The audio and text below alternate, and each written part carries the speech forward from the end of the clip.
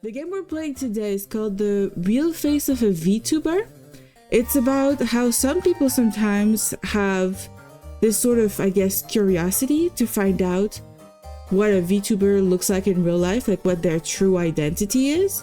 Now, this is not a face reveal on my part. I'm not there yet, or I don't think I'll ever be. We'll see. And it's not about like literally invading privacy, but I think that the main part of the story is that there is some sort of crime, because we're supposed to find a culprit here. I don't know what the crime is, who the culprit is, but the devs, when they contacted me, they gave me a little blurb. They're from Taiwan. It's a game studio from Taiwan. It's pretty cool, and they're pretty busy during this week because they have another event going on right now, so they might not be able to drop by, which is okay. And they want us to be very focused and try to predict who we think the culprit is and who we think the VTuber is, because this demo is only a part of the game.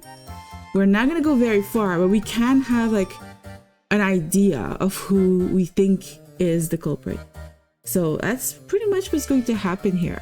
We're gonna do this little visual novel. I want to show you what it looks like. It looks really cool. So we're gonna transfer right away to the game. Look at this.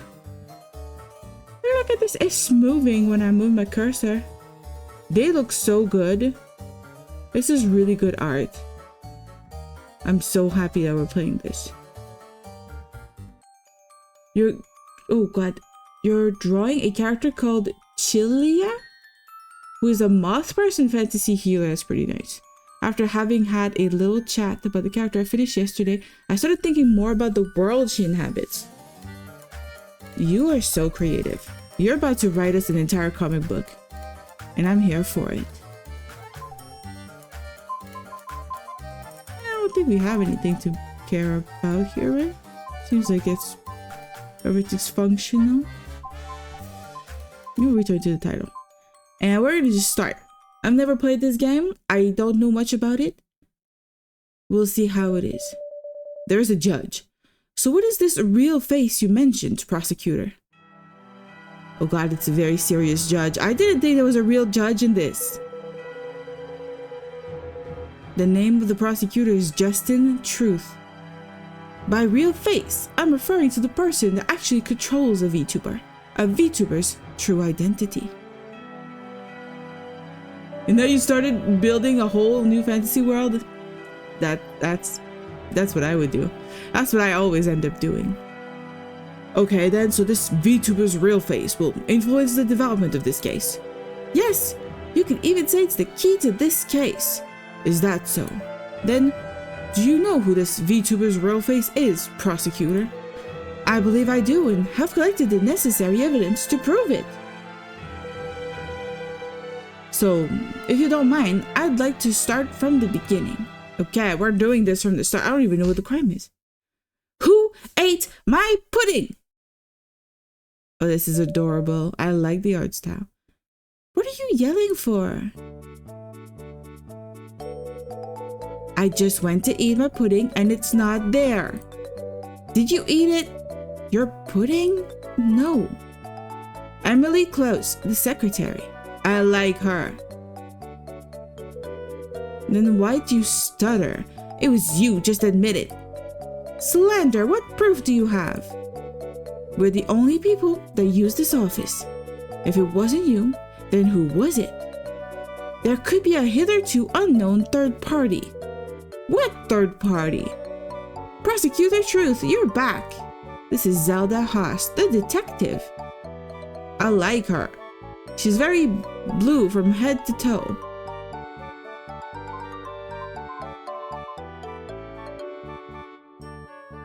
Shelia is going to be going on an adventure with the Ghost Witch.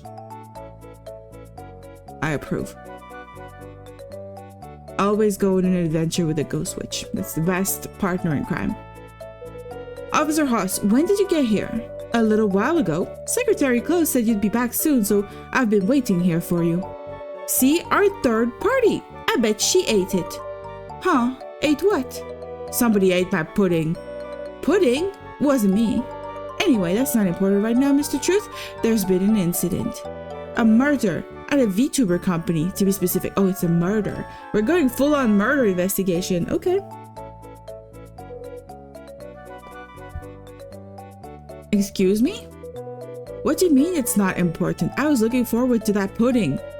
Mr. Truth, there's been a murder. You can't be serious right now. Alright, let's get to work then, I guess. But if I ever do find out who took my pudding, it'll be the last pudding they ever eat. So what's the case? The head of a VTuber company has been found dead in their office. The head of the VTuber company, like the CEO? Who would kill their own CEO? Police have done a preliminary investigation, but we'd like you to come take a closer look. A VTuber company? You don't know what VTubers are? They're virtual YouTubers, not necessarily on YouTube. Basically, rather than watching a real person do their stream or video, you're watching them control an anime version of themselves instead. An anime version of themselves? Why would anyone watch that? Why? I don't know, because it's fun. I don't like Mr. Truth. I don't like us. Our character is mean.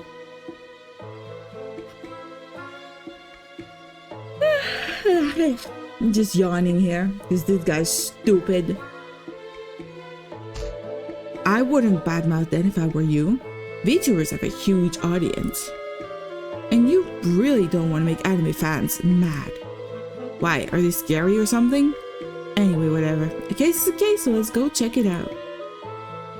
I'll lead the way. Oh, that is a lot of blood, guys. Do not watch if you are squeamish. Like I said before, the victim is the head of a VTuber company. Oh no, it's not even a human. Look at that, it's a chicken. The head of the VTuber company is a chicken? That is silly. His body was found in his office on April 20th.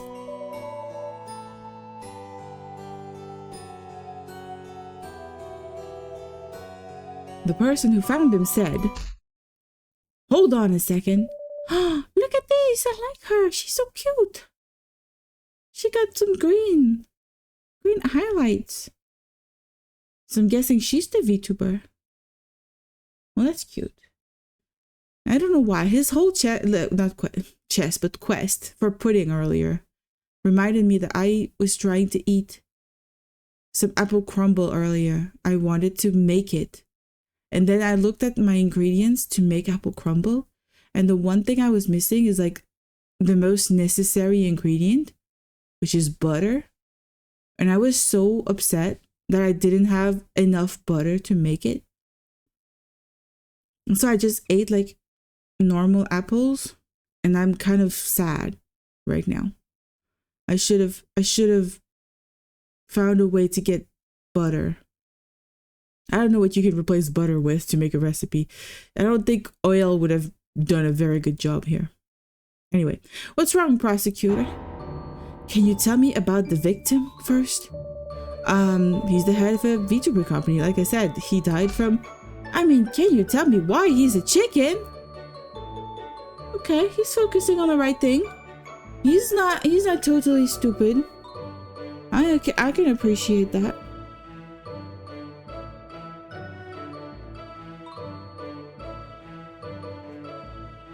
Is this a joke or something?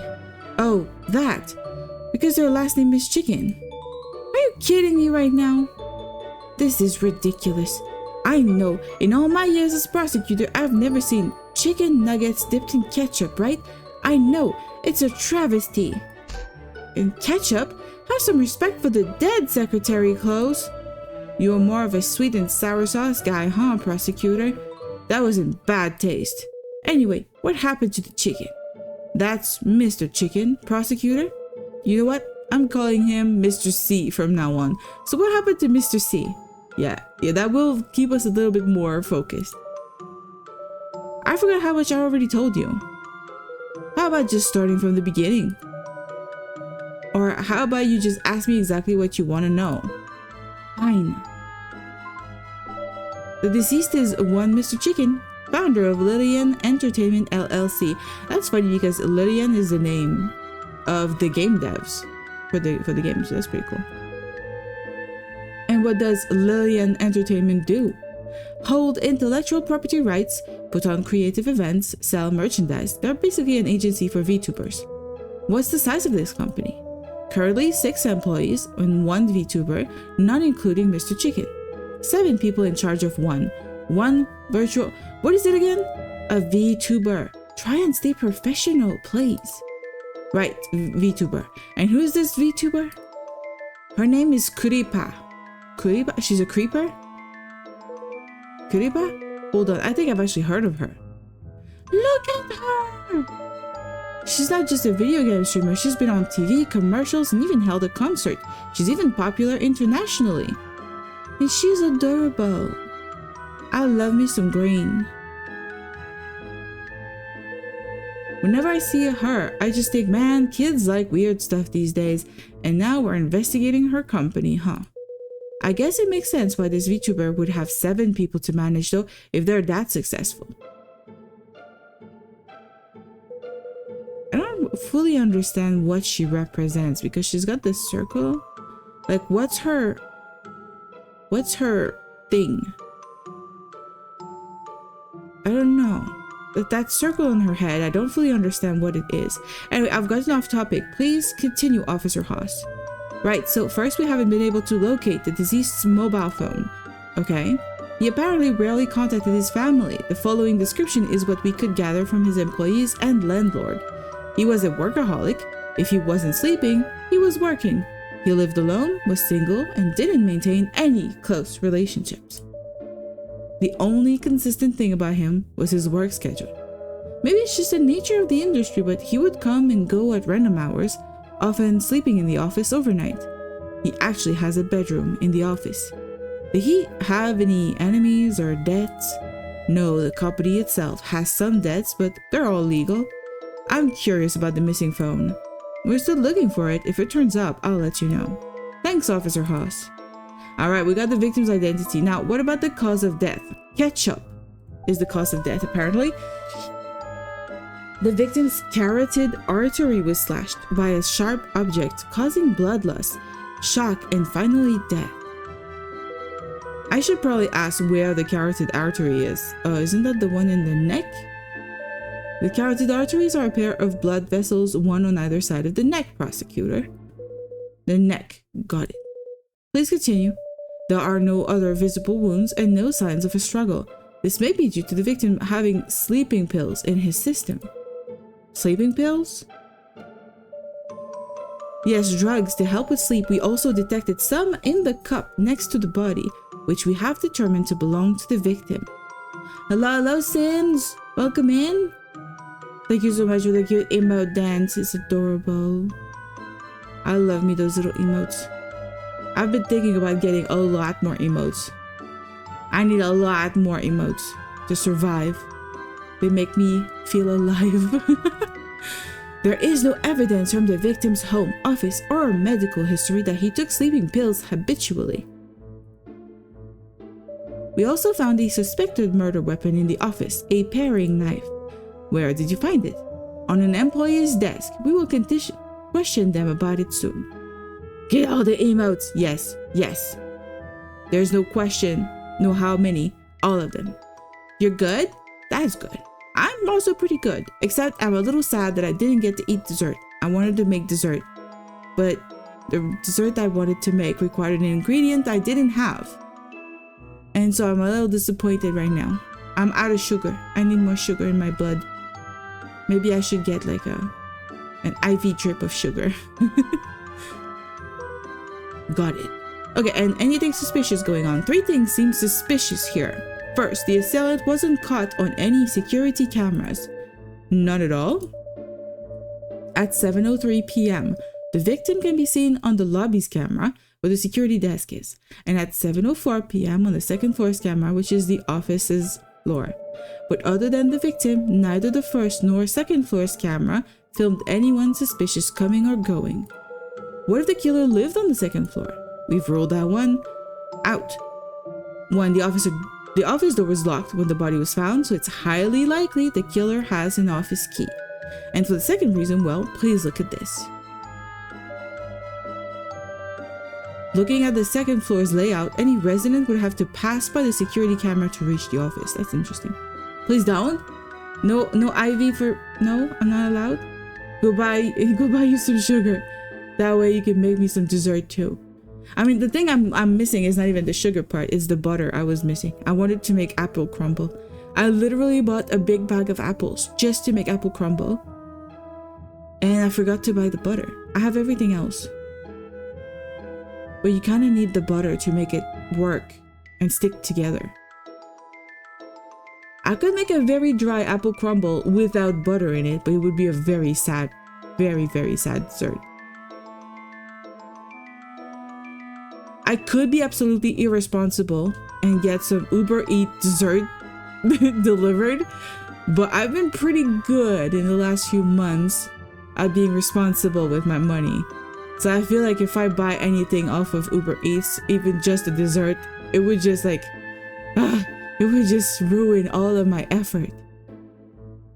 Oh yeah, apple crumble is like one of my favorite desserts. Some people eat it with like ice cream on the side. I don't even do that. I just eat it like that. I just love like hot apples, cinnamon and sugar together. It's amazing. Make it right? I can't make it. I can't make it at all. That's the issue. I couldn't even get like butter delivered. It would be just as costly to get butter delivered as it would be to get candy or like dessert delivered. And it would be very silly to get candy delivered. I feel like it would be such a waste of money. Last time I did that on stream was on my birthday. And I regretted it because by the time the food arrived, it was so late. I literally just like streamed an extra hour and then went to sleep. So like I didn't eat the dessert. I didn't eat it. I need to be responsible, you know? I just need to be responsible with my money. I need to hold on, not give in to temptation. I see. What about this window? That is our current hypothesis, Persecutor. There is a window just outside the office leading to a usually empty fire escape alleyway. It's a perfect spot for someone to climb up from. We've already verified that if someone were to enter through this window, they wouldn't be caught on any security cameras because of this wall here. I feel you go buy some butter though, way less than Uber Eats. Yeah, but the thing is, I don't have a car. I don't drive. And the closest place to get butter around where I live is like at least 30 minutes by bus. There is no closer place to get butter. I don't want to go that far just for butter. I've done the same with snacks. Yeah, I was too lazy to go buy and had it delivered. Never again, triple the price. Yeah, triple it, quadruple. It's crazy. They give you so many extra fees on the Uber Eats stuff. Yeah, that's the thing. Like, I can't do like a 30-minute bus to the grocery, get butter, and then 30-minute bus back home. It's just too much. I should have not been stupid. I should have added more butter on my grocery list. That was silly. That's just what it is. I don't have any solution. Unless I replace the butter with oil, but it kind of feels weird to put oil in apple crumble. I don't think it will work. No, it's not worth it at this point. Yeah, no. There's no security cameras in the office itself. There are, which brings us to the second point of suspicion. Oh, we've discovered that the victim's computer stored all of the security cameras footage, and all that footage has been deleted. No other thing you can make that don't require butter. I was thinking about it. The only thing I could think of, and it's kind of interesting but not amazing, is something my mom used to make, which is just apples that you core, like you remove the middle part, and then you put some sugar, literally like brown sugar, in the middle, and you either cook it in the microwave to make it quickly or do it in the oven to kind of bake the apple like that. It's just literally just sweet apples. it's just sweet apple dessert, but that I just feel like it's silly. So I ate my apples raw. I just ate the apples like that. And I gave up on the plan entirely, but it wasn't quite as satisfying. And then I was in Wolfie's stream earlier, and somebody came on the chat and was talking about having donuts. Now, you know, I crave anything with sugar right now. I feel so silly. I've been so responsible, not buying any snacks, not buying any sweet stuff, making my own dessert to save, you know, money, but also to like control what I eat, because I don't like buying cookies. I don't like buying stuff that's pre-made. I like to make it so I know the ingredients in what I make. It's healthier in my opinion. But then I end up in the situation I'm in right now, which is I'm craving something and I don't have nothing to fight the craving. Also, I kind of like didn't even eat dinner because I wasn't even hungry. So it's even stupider that now I'm hungry for dessert and I didn't even eat dinner. It feels like I'm a child. I'm not an adult.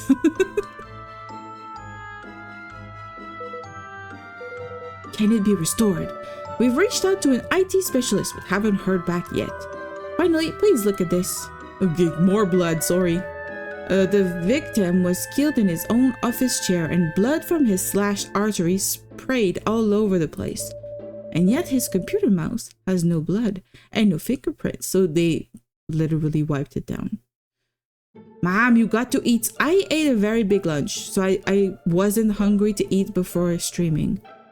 But maybe if I really get hungry after stream, I'll eat something. Don't worry. Which could mean the suspect used the victim's mouse to delete the security footage, then wipe the mouse clean. There's a possibility. Or they added a mouse afterwards.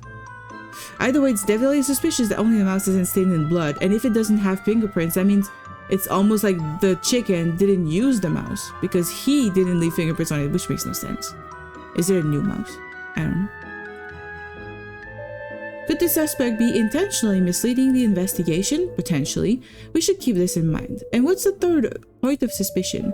The victim was holding something. We think he may have been trying to leave behind a message about his killer. A message, probably planted by the suspect to throw off our investigation. That's always how it goes. That's what I was thinking too, but I still think it best to report it to you. Alright, what's the message? The victim was clutching one of his employees' nameplates in his hand. Every other employee's nameplate was on its owner's desk, only this one was in the victim's hand? Why was he holding a nameplate? Was he firing an employee so he was holding the nameplate and telling them, you're fired and you can't go back to your office, it's done, and then, I don't know. That's kind of way too suspicious. Whose was it? I'll reveal that in a moment when everyone's together. Okay. We don't know which one of the employees in the company is the VTuber. I'm trying to sketch my character, but the body just does not work. That happens to me all the time. It's like I'm fighting with my hand. I don't know how to fix it. I'm sorry, Anto. I understand. No. Yes, that's me. Hello, Wolfie. Welcome in. We're playing a game about discovering the true face of a VTuber. It's interesting. I didn't even manage to nap earlier, Wolfie. I'm so sad. I left your stream on lurk to go and nap and thought I was going to be efficient and I was going to go and have a little nap, like power nap before a stream, and then did not manage to sleep at all. You're done coloring. You're going to send it to me? Perfect. Thank you. How was my nap? It was non-existent. I just lied down in my bed and I was just staring at the ceiling. It was stupid. At least let me ask the question first before you answer it. How rude. I read your mind, okay? I am a hag. I can do what I want. I read your mind. I answered your question. Well, this certainly seems like a well-planned, premeditated crime. Judging from how they avoided the security cameras, the culprit must have intimate knowledge of this building's security system. But that also leaves us with a lot to go on. From our current information, we estimate that the crime took place on April 20th between 7 p.m. and 11:30 p.m. How'd you get those times? 7 p.m. is when the building security guard last saw the victim head upstairs. 11:30 p.m. is based on 2 things. First, forensics tells us the blood has been congealed for at least 8 hours. Second, the culprit had to have left the area using public walkways, and 11:30 p.m. is the last time a possible suspect was caught on public CCTV. That's intriguing. I better stop thinking about chasing squirrels then. Yeah, I mean, it's kind of distracting, I'm sorry, but I have to say it. Couldn't the culprit have waited until the morning? No, there is a morning market downstairs starting at 5 a.m. If the culprit were to have left then, someone would have seen them. Huh. He also said the office door was locked from the outside when the crime was first discovered, right? Yes, which is why we've narrowed down the suspects to this company's 6 employees, all of whom have keys. Someone must have committed the crime, left the office, and then locked it with their key before leaving. Who first discovered the body? Ah, about that. Hello. This is Misty Ryu. She first discovered the body. I actually called all the office employees here so you can question them individually. Why didn't you consult me about this first? I figured this would be more efficient. Oh, the VTuber I started watching for Arc Raiders won the VTuber of the Year award. What? Arc Raiders won VTuber of the what? Oh, the VTuber you started watching for Arc Raiders won the VTuber of the Year. I could not read that. That was... Why did you have to make it so complicated for my brain, Wolfie? I mean, he himself, the peanut person, he himself says he's not a VTuber. So there's a lot of controversy going on around him winning. It's been a thing to be watching online. But then again, you know, if Mouse had won again, people would have been upset too. So I guess it's for the best. Sent it? I hope you got it. I don't know. Well, probably. Probably. It could take a while because if you send it with a picture, it takes a bit. That's how your brain works, Wolfie. Well, your brain works hard. It's making it difficult for my mind reading. I figured this would be more efficient. All right, time to get to work, Secretary Close. Huh? But I didn't bring my legal robes. Why didn't you tell me we'd be working? Thought I'd surprise you. Huh, fine, but you owe some fancy chocolate for this. Oh. I didn't know that when my boss tells me to do something that I don't like, that I'm allowed to demand fancy chocolates. You know what? I'm going to try that with my boss this week. Well, next week, really. You have bad quality? You don't. It's all good. I haven't received anything. So I'll just wait until it arrives. But sending anything with a picture, like it takes a while, whoever you are, wherever you are. That's what happens at my job. Like we send a lot of very heavy documents by email and it takes forever to send.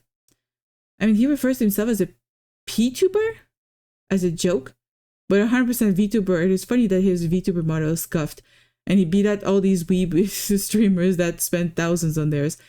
Yeah, I guess that's one way to look at it. I'm just not into competitions that much. Like I like that we can say, hey, this is like a new person, they're really cool and they're like winning an award, that's really good. But I'm not crazy about competitions and popularity contests. Like I would never want to be a part of something that's like, I don't like the idea of one person winning and then everybody's left in the dust. Even if I would be winning, you know, in a situation like completely non-existent, I don't like it. I like to lift everybody up equally. I don't know. I'm weird. I'm not competitive. It sometimes likes to disappear on me, so it might not have sent. That's also an option. I don't know what you're doing. Seems very complicated to send an email. I don't know what you're doing. But yeah, I haven't received it. Taking advantage of me again. Hello, Miss My name is Justin Truth. I'm the prosecutor in charge of this case. Prosecutor? Yes, and I have some questions to ask you. Great! You seem like the type of guy who can get things done. And you're kinda handsome. Oh, is this a dating thing? I don't know what's going on. Why is she flirting with me? I'm not comfortable right now. Oh yeah, I don't care for the award shows, but it is funny to see a complete underdog just beat out the established acts. Yeah, I had never heard of him before. But I guess I heard of him only when you mentioned him. But I wasn't sure that that was the same guy because I used to watch this guy play Marvel and his name was something Peanuts, and I thought it was the same guy that you were talking about. I thought it was the same peanut person. Huh. Yow. Why'd you hit me? Oops, butterfingers. Pain in the... You want to know about when I found Mr. C's body, right? She just flirted with me while she just found her boss's, murdered body. This woman is unhinged. Sorry if it feels like spamming. I mean, it's okay. He's super entertaining. He's the only streamer I watch. Are you serious? You kind of watch me too, Wolfie. You kind of watch Ultima too. You've been watching a lot of people. Well, I guess he's a big streamer. Oh, okay. I skipped on the big part. I think the only big one I watch, I do watch a little bit of Shoto. I watch a little bit of... What is her name? I like Amelie, but mostly I just watch her shorts. I don't watch her actual streams. I forget the name of the other one I watch a little bit. Of the big ones. It just feels like so impersonal to follow the bigger ones because you write in chat and then nobody responds. Like you just get lost in like the ocean of messages. I do watch Markiplier, but he's not a streamer. He's just a YouTuber. I don't know. I don't actually watch you or Palm or anyone else really. I just have the audio on in chat. Oh, well, that's okay. You're very like interactive, so I will forgive you for that. First, if you wouldn't mind, that would explain why you have so many channel points, right? You don't need to like turn me into a noodle. You just listen. But first, if you wouldn't mind telling me your name and occupation. Oh, okay, right. My name is Misty Ryu. I work here at Lillian in administration and accounting. She has shoes, no socks. She's illegal. That's a very nice little vest. I like it. Administrative staff. Oh, she's so cute. Please walk me through discovering the scene of the crime. Okay. This is very well done. Well, like usual, I arrived at the office a little before 9 a.m. Also, by the way, guys, you can try to keep up with the story, and we have been challenged by the game devs to try to guess who the culprit is. Once we're done with the demo, we won't have the conclusion, but we can try to guess who we think it is. Maybe I'll start a little poll if you guys wanna vote. I unlocked the office door and walked inside and immediately noticed a large amount of blood. And then I noticed Mr. C slumped over in his chair. I got so scared I called the police right away. Then I thought the first person to discover a body is usually the prime suspect, so I ran down and got the building security guard up here to confirm that I didn't mess with the crime scene before the cops came. That's it, basically. He streams around the time I go to bed, so I just watch him in bed. Oh, that's good. That's like a sleeping stream. I wish I was able to do that, but I kind of don't like having my headphones in, my earbuds in when I go to sleep. I joined the body of an older drawing I did. Oh, on Discord?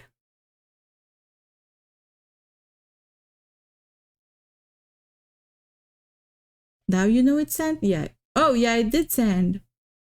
It's amazing! I love it. I love the green you chose for the hair. Thank you so much. It was great. It's amazing. I'm gonna add the colored version to the mention. I'll go in House Flipper and add it to the gallery.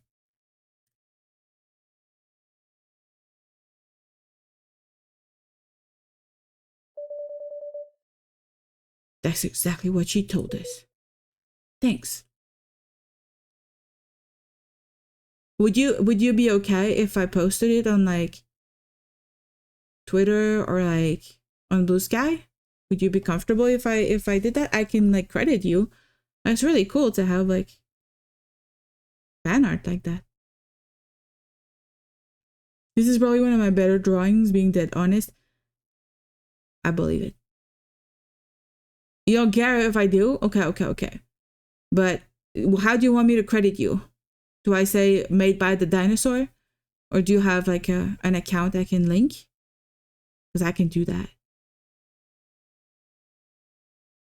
You posted the drawing but forgot to post? I was looking for your drawing into. There it is. I love it. You're very good at the digital drawing part of it. Like seriously, your digital drawings are so good. I don't think I've ever seen like such good drawings before. It's really good. However I want to say it. Okay. Well, thank you so much, everybody. Like the color of the fur is really nice in too. Okay, I'm not at all playing the game anymore. The game does not matter anymore. I'm just here for the art, guys. Thank you so much. Like I'm super happy for you guys sharing the art. I really appreciate. I'm surprised you called a guard up here to vouch for you. That was very careful of you. It was, yeah? She's very thoughtful. The game does not matter when there's an amazing art to be seen. Exactly. I'm looking tempted to make another one. Oh. You can always practice. It's a good time to practice drawing. I'm thinking eventually I'm gonna have like some streams where I want to maybe draw on stream and have like everybody draw together or like write together. Like a creative stream where everybody works together. That would be really fun. I was thinking of doing that next year, starting in January. I'll take that as a compliment unless you're suspecting I did it. It's my job to suspect anyone suspicious.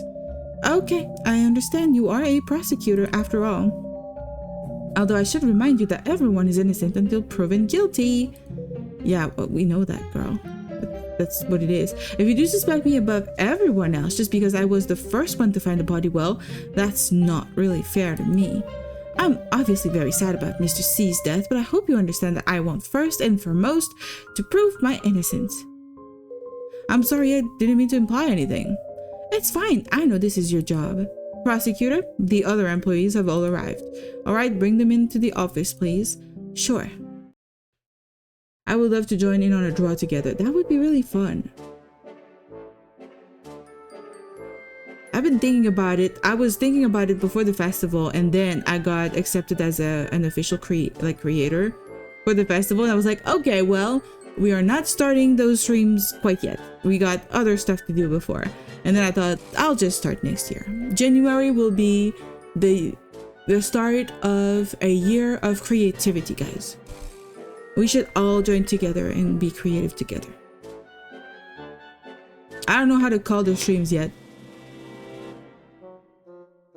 Co-creating? I don't know. Something fun. Oh shit, you asked me to decide how you draw me? How about...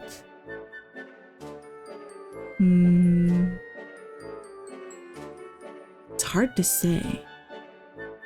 Yeah, year of creativity. Did my messages stop showing? What? What the hell? I didn't... The pale blue kind of made it like disappear for me for some reason. I'm sorry, Wolfie. I did not read your posts. I literally just could not see them for some reason. I got blinded. You have wireless headphones, but it's still the earbuds in the ears is still bothering me because I also have the wireless ones. And then you turn on your side and you have like the thing digging in your ear. That's what I don't like. talking about awards. They were raging in Palm's chat last night because Clarobscure won everything. It was pretty funny. Really? They were raging about that? Why would they rage? It's just, you know, I guess some people don't like that they kind of swiped everything. Especially since a lot of people thought they should not have been, you know, indie, like considered indie compared to a lot of much more indie titles that were there. So I kind of get it. Oh, they're over-ear headphones. I've never even... I can't even picture how that is. Is it the headphones that like only just like do something to your temples, like the it's like bone conduction sound instead of like actual sound production? Just asking hypothetically, if I were to send you something, is there a way I could do that? I mean, you did send me through email, or you can send it in chat if you're okay with it. The Lucifer guy and I forget the other guy, they were hating on Clarobscuro because of it, so I had to set them straight. Why were they hating on it though? It's a very good game. It's got all the emotion, the story, the character development. It's a challenging, fun game. I don't see why anybody would hate it. It's sad. But like physically, like I sent a goodie box or something. I don't have anything set up for that, unfortunately. But thank you very much for the thought of it. Like I kind of would not be comfortable with anybody sending me anything. I'm sorry. You could buy something for yourself and you know, enjoy it. I would feel happier knowing that you enjoy something you want to buy for yourself. They beat the game they liked in the awards. Which game was that? There was another game in the awards? I don't remember which other games were up for the awards. I did not really follow it very well. I really just watched that awards show to get all the news for the upcoming games. And the one game I was super excited about, the Star Wars one, which I thought was probably well, you know, into its development phase. It was just a cinematic thing for Star Wars. It is Old Republic, which, you know, is my favorite era of the Star Wars universe. But people are pretty upset that it's like the third Star Wars games that they're announcing, and they haven't delivered on the two previous ones. So everybody's kind of expecting this one to also just not come out. This one's not going to be released. Everybody's kind of upset and like, it's not happening. And I get it. You can set up an Amazon wishlist. Yeah, but my Amazon would be tied to my real name, and I'm not revealing that information. I don't think I can have like a Lamentation Hill thing with my my VTuber name. I think that would not work. I'm pretty sure you can make it anonymous. I don't know, I've never tried that, and I've never really thought about that.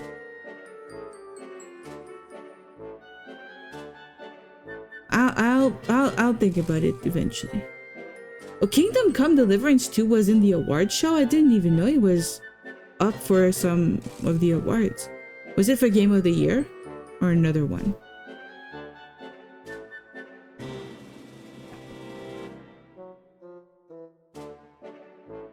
Oh, I think I know what you mean. Like, people have had like their wish list on Twitch being like, hey, if you want to encourage me, blah blah blah, I got some stuff I need, and then people buy stuff, but I don't get it. I don't know, I'm weird. I'm almost a little scared. I don't know technology all that well. I'm ancient, you know. I'm so old. Like, you put stuff on the wishlist you want to make the stream better. Yeah, like a better mic or a camera or something, I guess.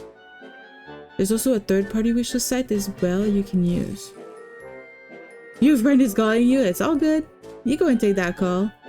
Real people are really important. Alright, so I'm gonna ask everyone, could you please tell me your name and occupation? My name is Amanda Childs, Lillian's I mean, I do the art here. As an illustrator, you can't say illustrator.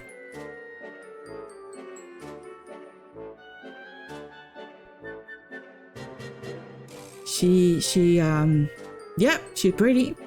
Amanda Childs. Wolfie, writer. Oh, in-game. Yeah, it's in the game. Oh, she pretty. I love the pink. I had pink hair like that at some point in my life. I really liked it.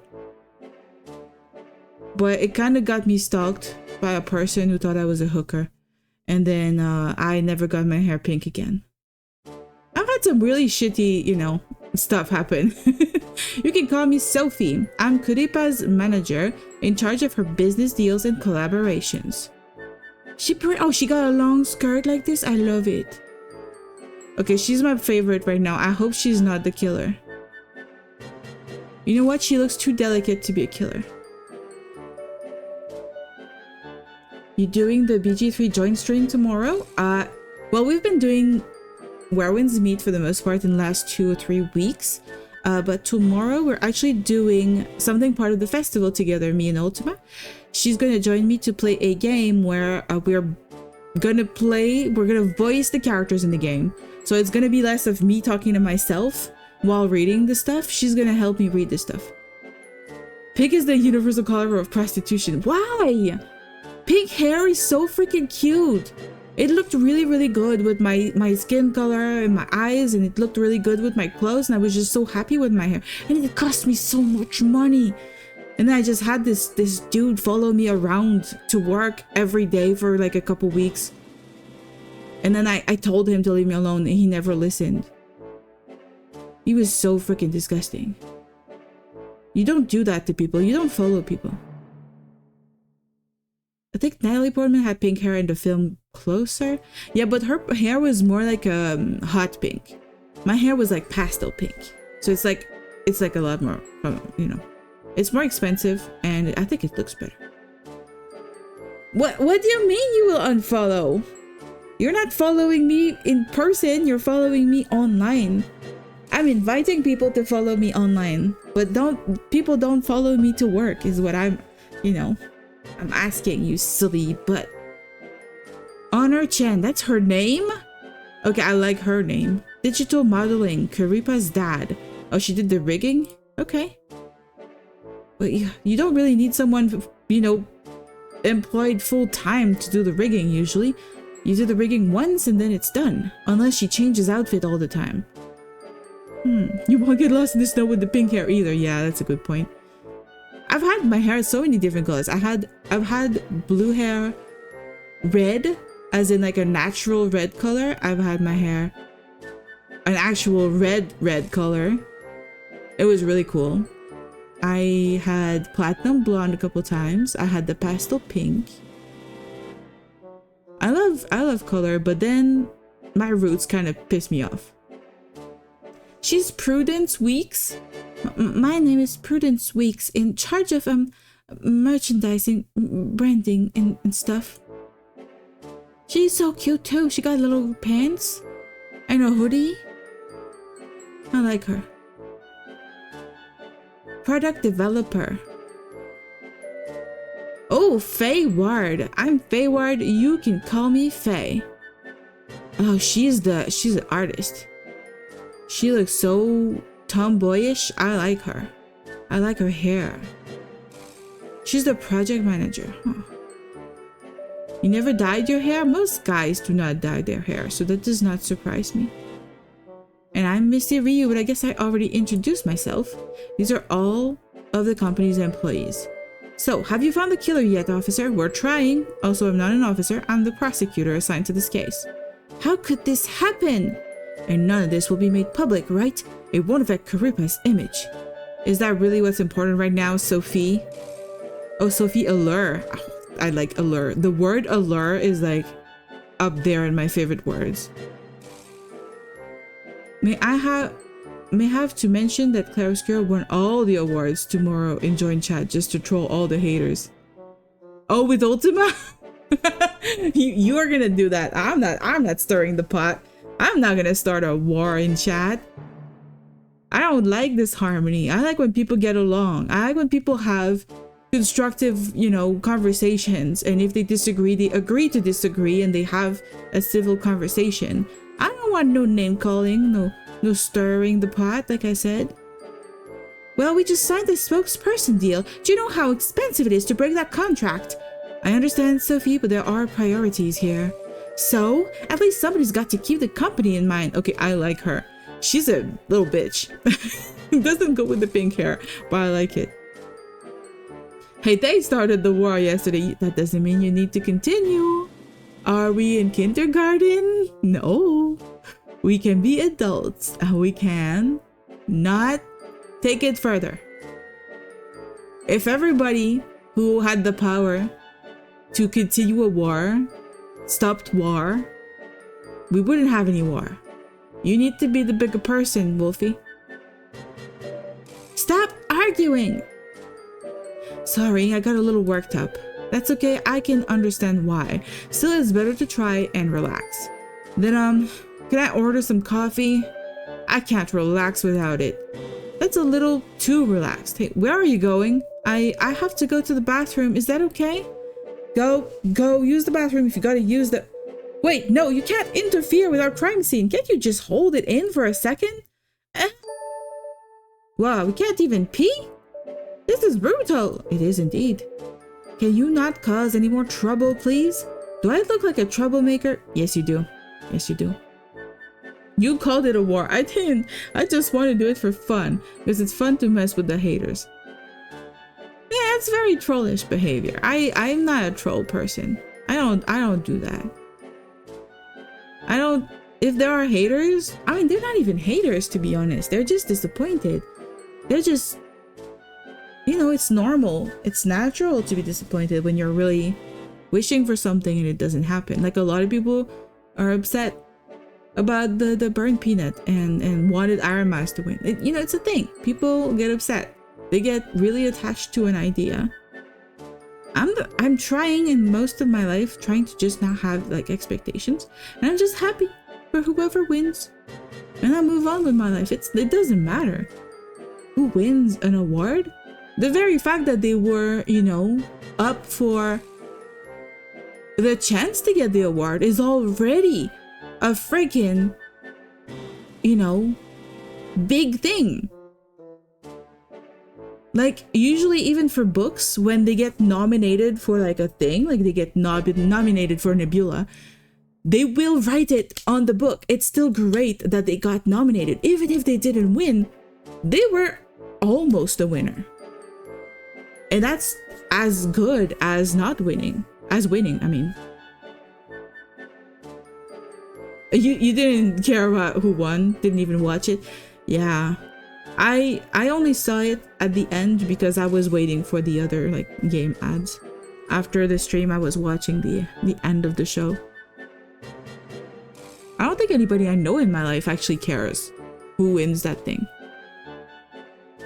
If Gyrosphere won nothing, it would affect me not in the slightest because it's already my game of the year. Who cares what other people think? Exactly.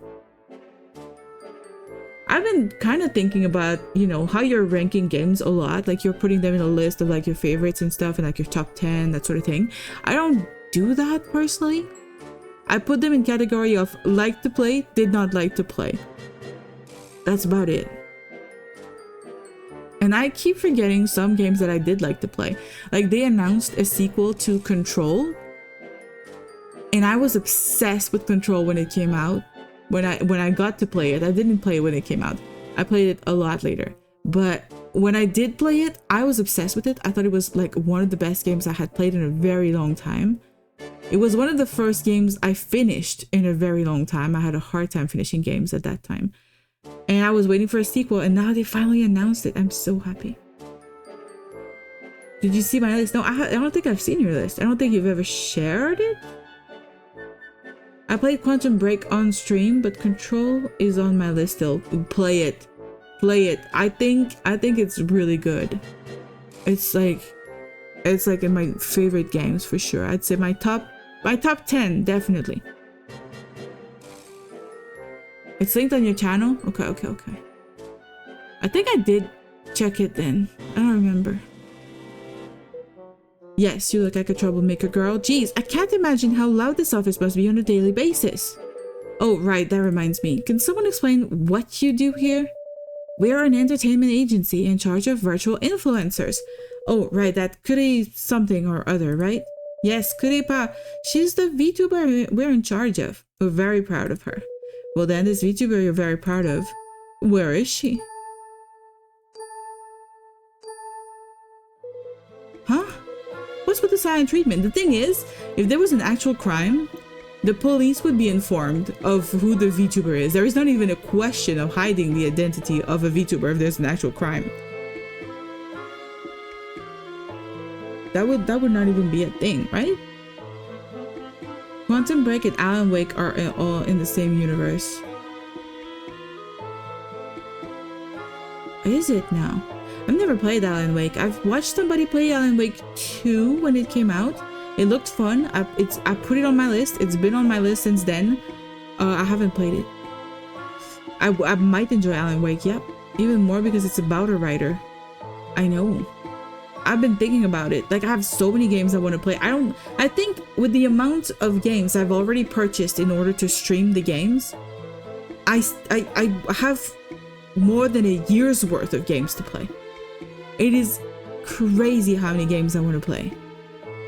And they're all very long games, the ones that I like to play, so they all have the same devs as Control. Interesting. I want to play Alan Wake, but also not because I think it has more horror elements. Oh, I like the horror elements, but the thing about Alan Wake is it doesn't feel like it's meant to be a horror game. It's more like a mystery game, isn't it? It's an investigation game. You're not making any sense. There is no real face, but there has to be a puppet master behind the puppet, right? About that, who actually is Kuripa's real face? Aren't you guys all co-workers, don't you know? Well, we're all co-workers, but we mainly do our own thing.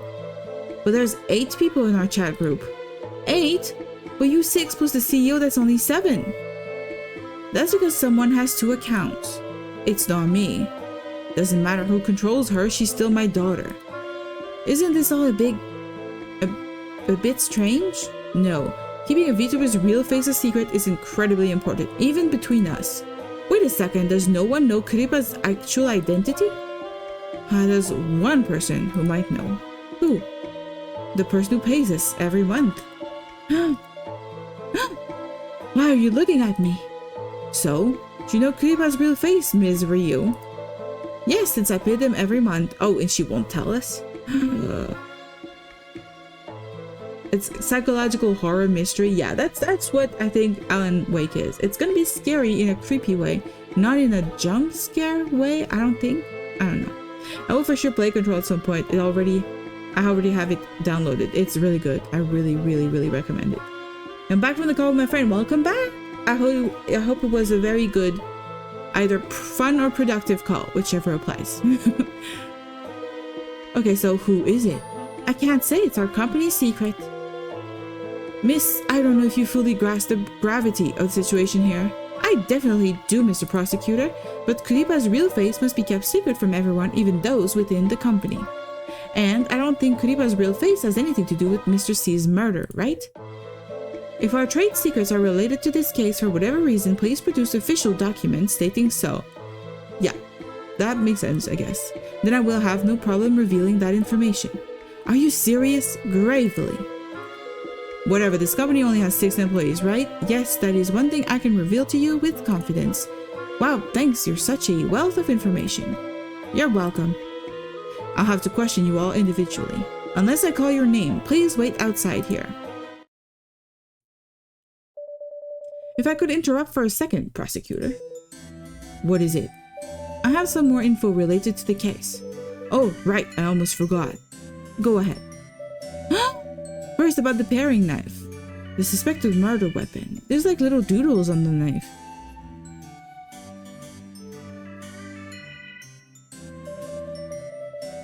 We found the fingerprints of 4 different employees on it. Sophia Lure, Honor Chen, Prudence Weeks, and Faye Ward. So these 4. Their fingerprints are... Oh, that's the fingerprints. I'm silly. The character is finally starting to look good. Yes, you just need to keep at it and then it works. I'm happy for you. Just never need to give up. Never give up. I really phrased that weird. Don't mind me. I can't think anymore. Also, did you see that the Claire Obscure devs added the free DLC to the game to thank the fans? It's a whole new area in the game and 6 new tracks. I was looking at it yesterday when they announced it, but I couldn't find it. I don't know where it is. I'll have to check it out again and install it probably. I'm gonna probably continue that on stream next weekend and check it out.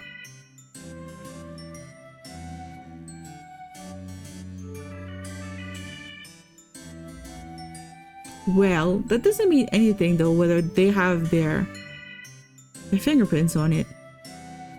For multiple reasons, the killer could have worn gloves, and this could be a knife that is shared by all of them. Also, this could be not the murder weapon. They would need to verify that it actually is.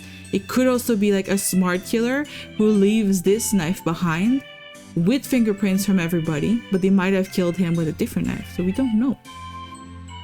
I think you need to be in Act 3 of the game for it to appear. Oh, that could be it. Because I'm very far from Act 3, I'm pretty sure. Where did you find the knife? Oh, on Prudence Week's desk. On her desk. Just placed right on the desk? Yep, right on top. Purposefully, I take it. I don't know, it's strange, but we haven't found any other potential murder weapons. Well, they could have gotten rid of the murder weapon. Oh, and this paring knife belongs to the office. Alright, so it's a paring knife found on Prudence Week's desk, currently thought to be the murder weapon. Sophia Lur's, Honor Chan's, Prudence Week's, and Faye Ward's fingerprints were found on the handle. That's one thing. We kind of just chilled in each other's presence. That's good. That is a good call for me, in my book. You just started Act 2. Yeah, exactly. I'm so fucking far. I'm nowhere near getting anywhere in the game. I'm also about to call her again because she's calling me back. That's so cute. Yeah, go ahead. Now, about the nameplate, the one the CEO was holding. Yes, Mr. C was clutching Amanda Child's nameplate in his hand. So everybody's kind of like involved here.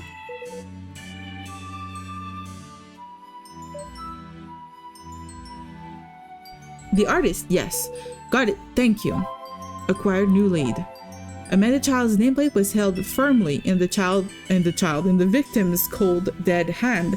Why would Mr. G have grabbed this before he died? Was he trying to tell us something? I don't think so. Because he would have had to get out of the office, grab it on the desk, and then go back in his office and lock the door. That makes no sense. He would have had to have it in his hands beforehand, before getting killed, or it was placed in his hand by the killer. I can't think of any other situation.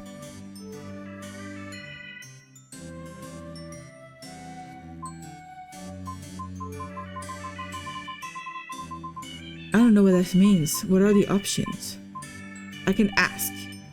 Please have the suspect come to the conference room to discuss the case. I'm gonna start with the pink girl because I like her. Sophie Allure, you're an agent? I'm sorry about things back there. I hope I didn't upset you, Mr. Prosecutor. It's okay. Someone died, so it's normal to be emotional. You've all actually been relatively calm about everything considering. Thank you. You're a good person for saying that. What's your name? Justin. Justin, I like your name. Can I call you Justin? Yeah, okay. Then you can call me Sophie. I feel more comfortable that way. I'll think about it. I never knew there was backlash with the VTuber awards too, but makes sense. Stans be crazy. I wouldn't say stans be crazy, but I would say people are definitely heated and very emotionally attached. So I kind of get it. A lot of people wanted, you know, a VTuber who actually calls themselves a VTuber to win. So I don't know. I understand disappointment. You're quite calculated. By the way, this whole investigation is private, right? Our investigation is not made public. No. Great. I really worry about things like that. Thank you. Don't mention it. Hello, welcome in, Sinsit. I hope you're having a good day. We're playing a game today about the real face of a VTuber. There's a crime. The CEO of a VTubing company just got murdered, and one of the employees killed them, and it could be possibly the VTuber. We don't know. Heated and emotionally attached to a VTuber is a different way of saying crazy. No! Crazy is a word that makes people unhappy. Heated and emotionally attached is a descriptive that people can say, yeah, you're right, I am being heated right now, or I'm emotional. People can, you know, accept those words, but they will be upset if they're called crazy. Are you the one I told about me and my friends contact me? No, I don't think so. I don't think you told me about that. Okay, I'm gonna ask the relationship to the victim. What was your relationship to Mr. C? Mr. C was my boss, the head of the company. What kind of person was Mr. C? A very controlling one. Oh, controlling how? Like, he'd tell me to get more sleep, or eat 3 square meals, or even comment on my outfit sometimes. I mean, those 2 first things is just being a nice person. The last one, the outfit, inappropriate. I mean, it's not like he was my mom, right? Was he interested in you? No way, I have a boyfriend. So could I just say he cared a lot about his employees? I guess, even though sometimes he'd tell really gross jokes. Did they make you feel uncomfortable, like sexual harassment? Depends on how you define sexual harassment. But if telling dirty jokes is sexual harassment, then you guys would probably be totally swamped with cases. Yeah, I have a coworker like that. I'm not gonna go into details, but he's a problem, is all I'm gonna say. You wanna know? It's weird? I mean, yeah, as long as you're not doxing yourself. Yeah, sure, go ahead. I am curious. Let's be honest, people will be upset about anything and everything. It's pointless trying to tiptoe around people. I don't think it's tiptoeing around people. I just think I want to treat people the way I want to be treated personally. So I believe that, you know, you can encourage people by being an example of what you want to see in the world. That's just what I think. So I try not to be mean or critical of people, unless, you know, disagreeing with them is important to other things.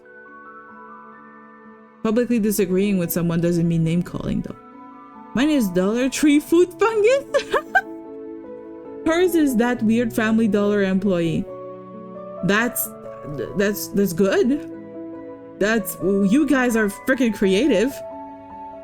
Dollar Tree food fungus, that's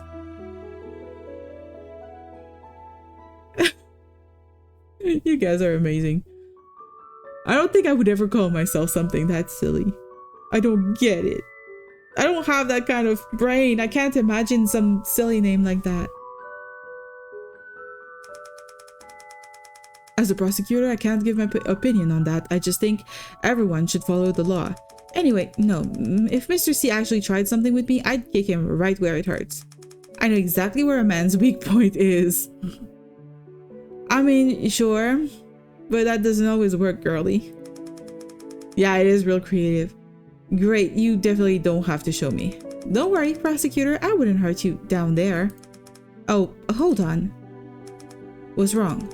I just remembered. Both Amanda and Honey, as Honor, had pretty big arguments with Mr. C recently. They don't look like she looks like she could get in an argument. She doesn't look like she would get in an argument.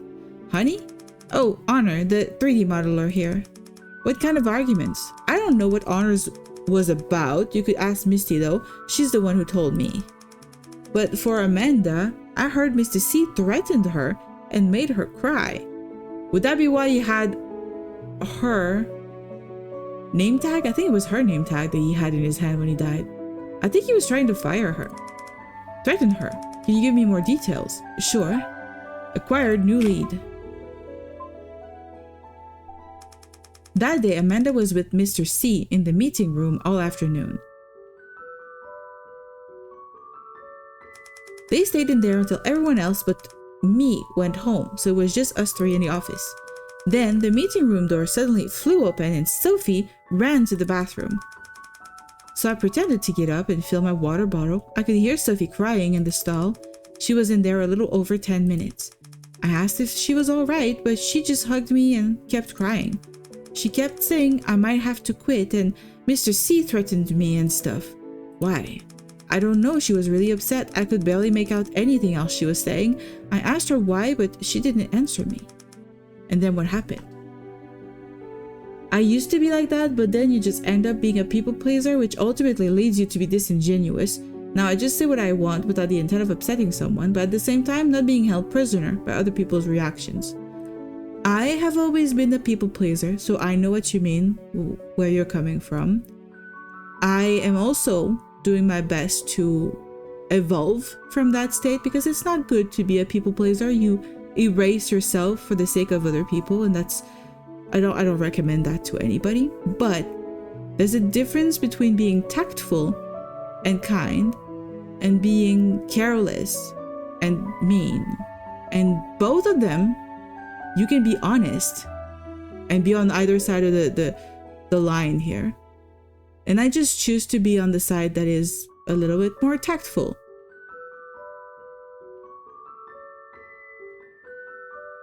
I feel like people don't always need to hear the truth either, unless they tell me they want to hear. There's a difference between telling a truth for the sake of saying it and saying it to help someone, or saying it to make yourself feel better.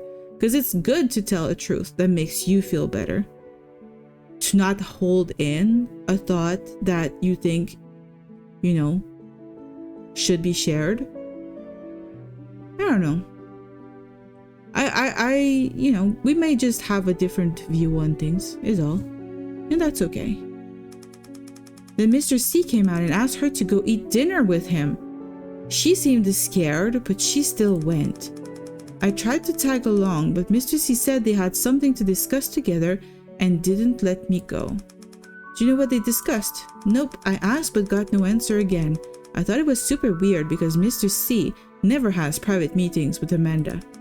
Then what happened with Amanda quitting? She didn't come to the office for the next 3 days, and when she finally did, she seemed really down.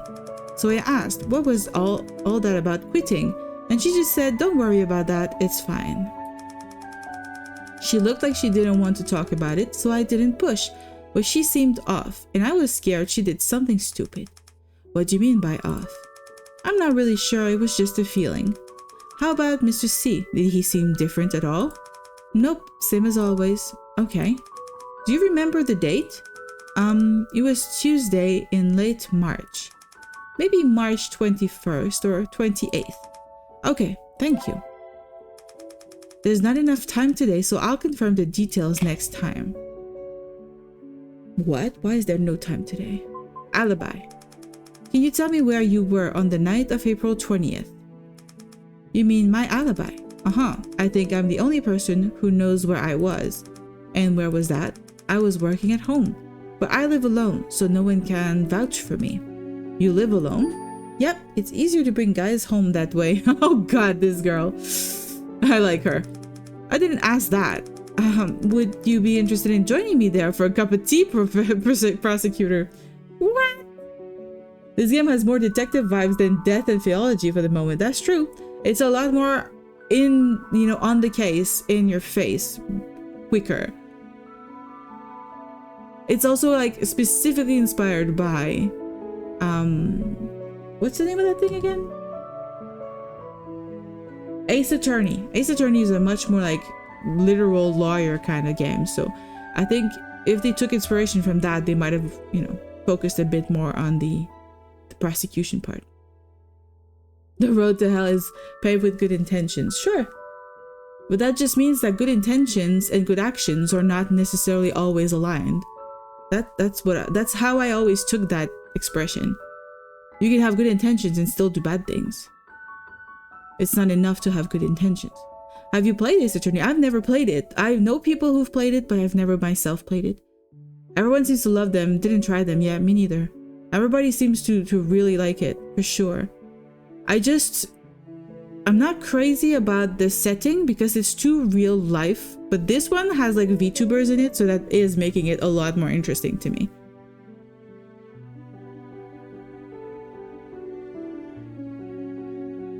It's a bit more my cup of tea. But I will refuse the cup of tea from this lady here.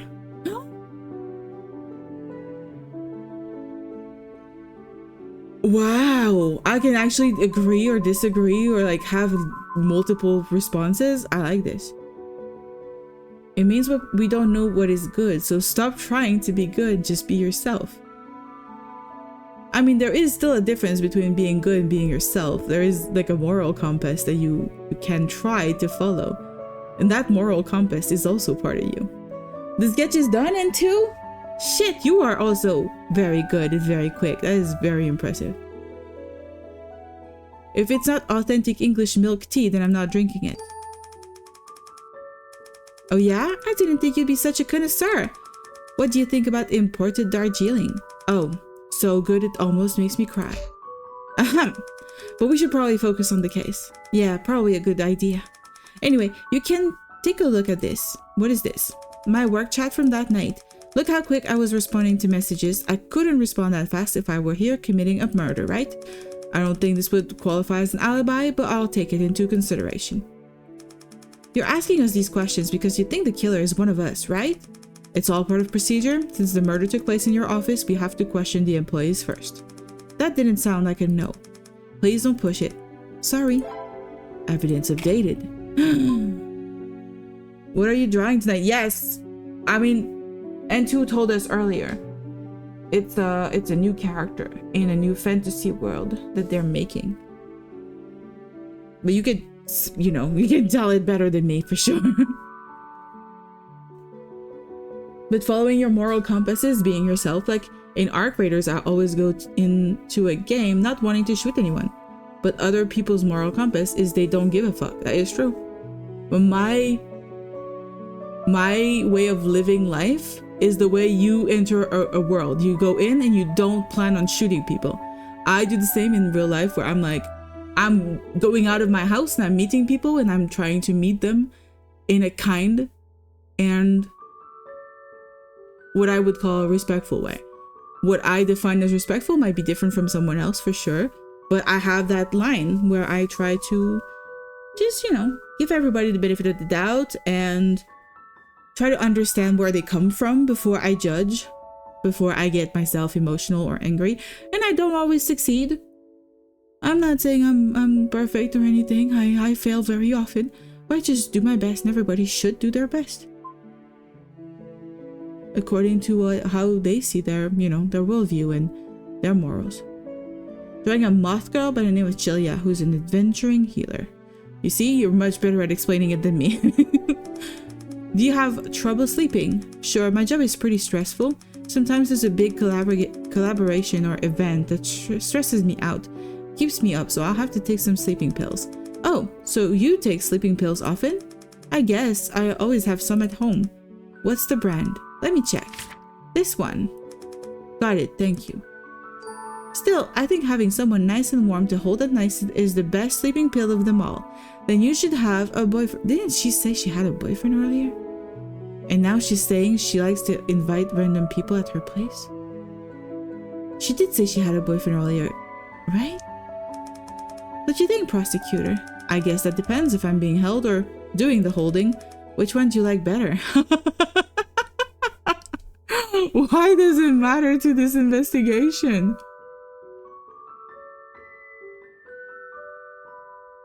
I would probably be writing right now, but I feel like I need to draw this character first.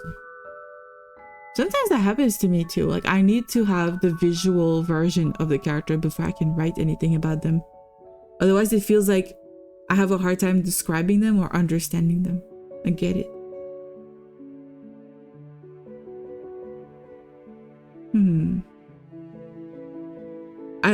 I'm married? I'm married? I'm gonna ask her, do you always seduce men like this? Seduce sounds a little strong. I just like keeping on good terms with everyone. Well, this is a murder case, so please keep the nonsense to a minimum for now. Alright, sorry. Evidence updated. Paring knife. There's a paring knife in your office, right? Yep, I use it a lot. Can you tell me more about it? It's a bit dull. I keep meaning to bring a sharpener into work. What do you use a knife for? Cutting fruit. I'd like to start cooking more complicated meals, but the office isn't really set up for that. How often do you use the knife? I guess I bring fruit to work every few days, so I'd say I use it every few days. Does anyone else use the knife? Why'd you ask? No particular reason. Well, as far as I know, I'm the only one who uses it. Oh, really? Yep. Okay, thank you. Alright, we got everything from her. So, that was all the questions. We can chat with our secretary.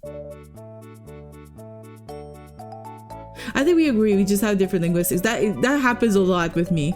Like, that happens a lot with me. I have conversation with people and I'm like, I feel like we might be disagreeing, but I'm not sure.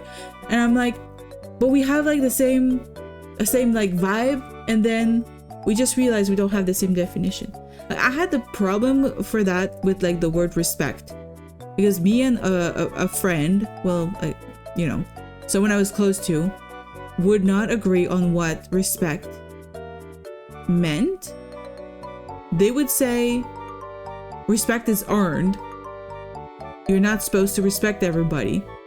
And I did not understand that. To me, that was a very like mean way of going about the world. To be respect is like something you give everyone, and they lose that, you know, privilege if they behave in a way where you lose, you know, respect for them.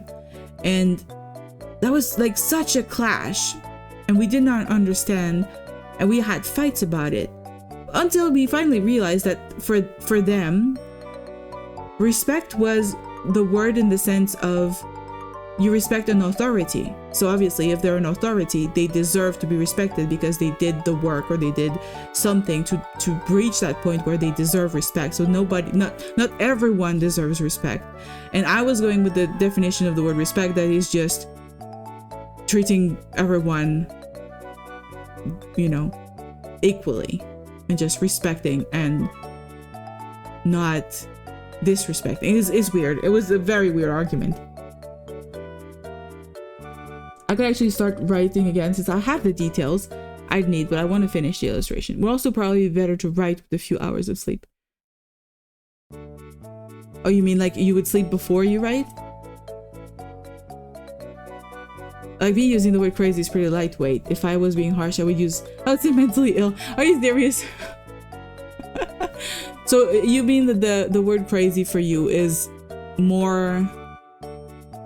It's not literal. It's just an exaggeration or kind of a silly word. Mentally ill is actually thinking the person has a mental illness. It's a different way to you look at it. It's 1:35 right now is what I mean. God damn, it's late. And two, how are you still awake?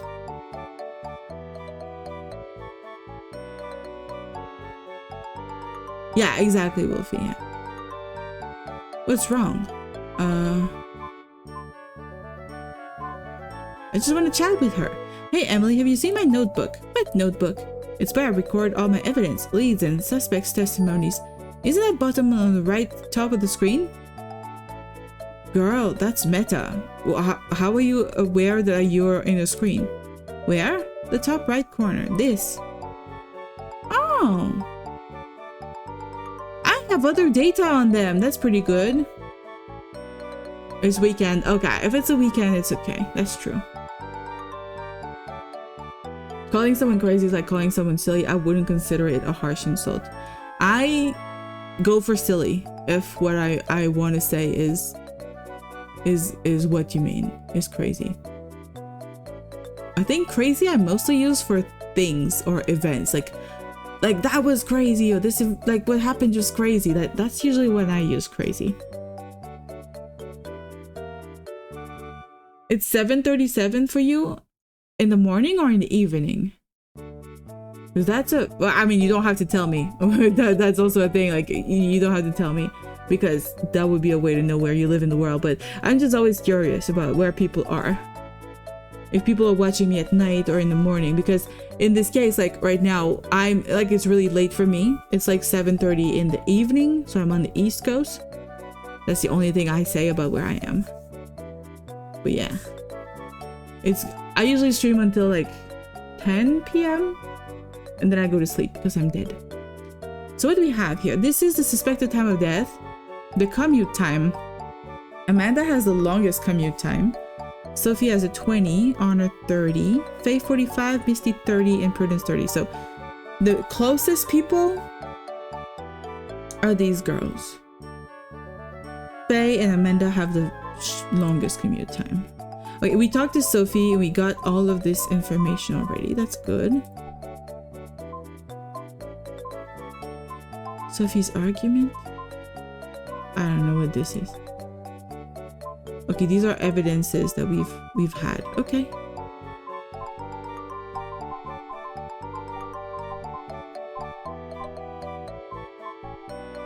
Okay, well, that was very useful. Oh, come on, that wasn't obvious at all.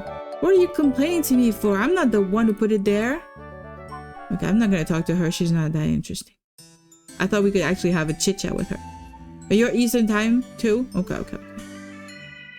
This just proves the point. Even the word crazy can be interpreted differently. It's too much mental fatigue thinking about, will this word upset someone or not? I would rather just apologize later after the fact. Sure, that's one way to do it. I do understand not wanting to censor yourself. It's been a thing on my mind for a very long time because for the longest time I was trying to think about writing stories in a way that doesn't make anybody uncomfortable. I didn't want to use words that were ableist or like harmful or were like sharing harmful stereotypes, that sort of thing. But there's a pendulum of going too far into like sanitizing everything you say and think and write. And as a writer, if you start to think too much about the censorship of your own work, you will end up with a diluted work at the end of the day. It's not going to be great. What? Pasta? I'm pasta today? Hello, I hope you're doing well today. I am doing well, but why am I pasta now? Thank you so much, Anharia. I love your welcoming messages. You always have a different, new nickname. You're very original and creative. Even though sometimes it's just your autocorrect, but still. Because my nickname is Noodle, yeah. And I do like to eat pasta. It's like, after sushi, pasta is probably my favorite food.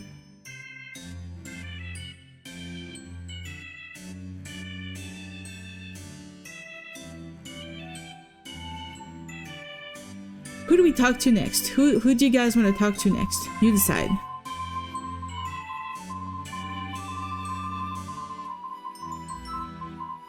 Your friend's calling you? That's all good. You go and take that call. I wouldn't want to hold you back from your friend. Tripod! Yes, it is tripod. Orange? Orange girly? Okay.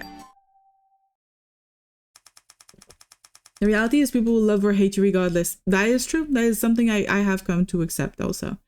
So it's better to just be yourself and not get caught up in thinking what's the best way to be. I agree. I think in writing, especially, like it's something I had an argument with Anne Rice a very long time ago when she was still alive. I had an argument with her on Facebook because I was raw from a trauma and I kept getting triggered by a lot of things. And I couldn't watch TV without getting triggered. I couldn't listen to the radio without being triggered. I couldn't walk on the street without being triggered because I had a lot of triggers. And I worked on that, I worked on it with a therapist. And I'm very good right now. But at the time, I was pretty raw emotionally. And I had a fight with her publicly because I thought, why can't writers be more mindful or careful? Why can't they keep in mind that some things are just unacceptable? And then I healed. And then she passed away. And I finally reached the same conclusion as her, that you cannot censor yourself, at least not in writing. You can encourage people to be kind. That doesn't mean censoring yourself. And anyway, like being a writer is about questioning, if you're using the right word, if you're using the right turn of phrase, if you are getting the right point across. It's all about those questions. It doesn't mean censorship. It doesn't mean, removing all potential triggers from your books, because for some people, there are certain things that are triggers for them that would not be triggers for the majority of people. I know someone who is absolutely scared, horrified by clowns. You cannot erase all the clowns in the world just because some people don't like them and find them creepy. No, those people just learn to deal with it, avoid it when they can, but you can't make a thing of it. You can't erase all the clowns in all of the stories and all of the movies and all of the artworks in the world. So that's the thing I ended up discovering through that. It's important to question those things, and everybody evolves, goes through those different questions about their art and what they want to leave in the world, I think. Who was alive? Anne Rice, the author of The Interview with the Vampire and Queen of the Damned. They're like the two most well-known books of hers that were turned into movies and into TV shows recently.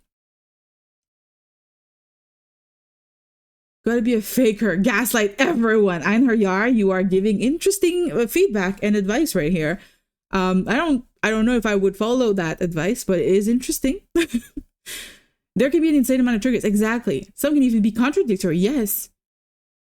Like, there are things that you cannot ban in the world. It's just about each individual being responsible for themselves and just dealing with their own things and healing. But that did mean that I would sometimes watch a movie and I would have to stop it and go cry. I would, go to class and have a book to read for class, and I would spend the entire class crying because I was getting triggered by things that were out of my control, and I was healing, and I still had to live my life. I couldn't just hide in a room or a closet and just wait for things to get better. Things get better the more you are the more you face your triggers, the more you face your fears, they normalize, and then your fight or flight responses equalize, and you end up actually healing that way. It, especially triggers that are like not dangerous, like clowns. The more clowns you'll see and go close to and touch and get acquainted with, the less you'll be scared of clowns. And you'll realize that that one clown that traumatized you is one clown in particular. So yeah, it's a thing. I do believe that trigger warnings for some very common triggers could be like a good idea. Like just trigger warnings, just saying this contains this. I think that's kind of kind to people, but that doesn't mean you should censor yourself or you should remove certain topics from what you're writing. I do like taboo topics, so I mean, I'm the first culprit there of like going into taboo topics and just not intentionally triggering people, but kind of walking that line, which, some people might not like. I was just thinking about Anne Rice the other day. How weird. How weird indeed. Why were you thinking about her? My friend didn't answer me even though she just called me. That is silly. What kind of friend does that? Ending all the clients would be fun aside. Totally bonkers to pull off. No more unicycles. No more tick flowers? That's a tick flower. I put trigger warnings on my poems when I published them. There you go. Yeah. I think it's just respectful. But there was like, even some writers didn't want to do that. They didn't want to have to do it. I find it a little sad. But I do think, everybody is responsible for themselves. And if you're sensitive to certain things, you might want to watch kids' cartoons for a while and heal. And then get back to, watching adult intended books and movies and stuff. It was actually because since it mentioned the House Moving Castle book, and I was trying to remember who wrote it, and Anne Rice's name popped in my head. Oh, she was not the writer of that. I don't know who wrote House Moving Castle, but I did add the book to my wish list. She keeps talking about it, and I'm like, I need to add it to my list now. I can't ignore it anymore. I usually consider that I have to do something. I have to add it to my wish list, or I have to buy something or read a book in particular whenever I hear about something 3 times. I'm like, it's been 3 times. I think it means it's fated. I'm supposed to be reading it or watching it. Oh, the trick flowers. Thank you. I was just like, what's a tick flower? My brain was not understanding that at all. Although they are about as annoying as a tick. Yeah. It's Diane or something. I think it's British author. 3 times from different sources. Sen, you can't just go around and just say 3 times the same thing for me to get it. But like, if I don't know, I talk to a friend and they say something, and then I talk to my family, they say the same thing, and then I watch TV and there's an ad for the same thing. I'm like, okay. 3 different instances of that, appearing in my life. Maybe I'm supposed to give it a chance. I will be contaminated by your bubble for sure. I'm gonna share that little Howl's Moving Castle bubble with you. But I will finish the other series that I started. It's really good. Prudence Weeks, you do graphic design and product development, right? That's right. Why is she all the way here? I can't question you if you're all the way over there. Okay, that's part of the thing. I thought it was a bug. But your eyes are scary. My mom always said I have nice eyes. They look like they're about to shoot laser beams. Oh, don't worry, I only shoot laser beams at bad guys. That could be funny.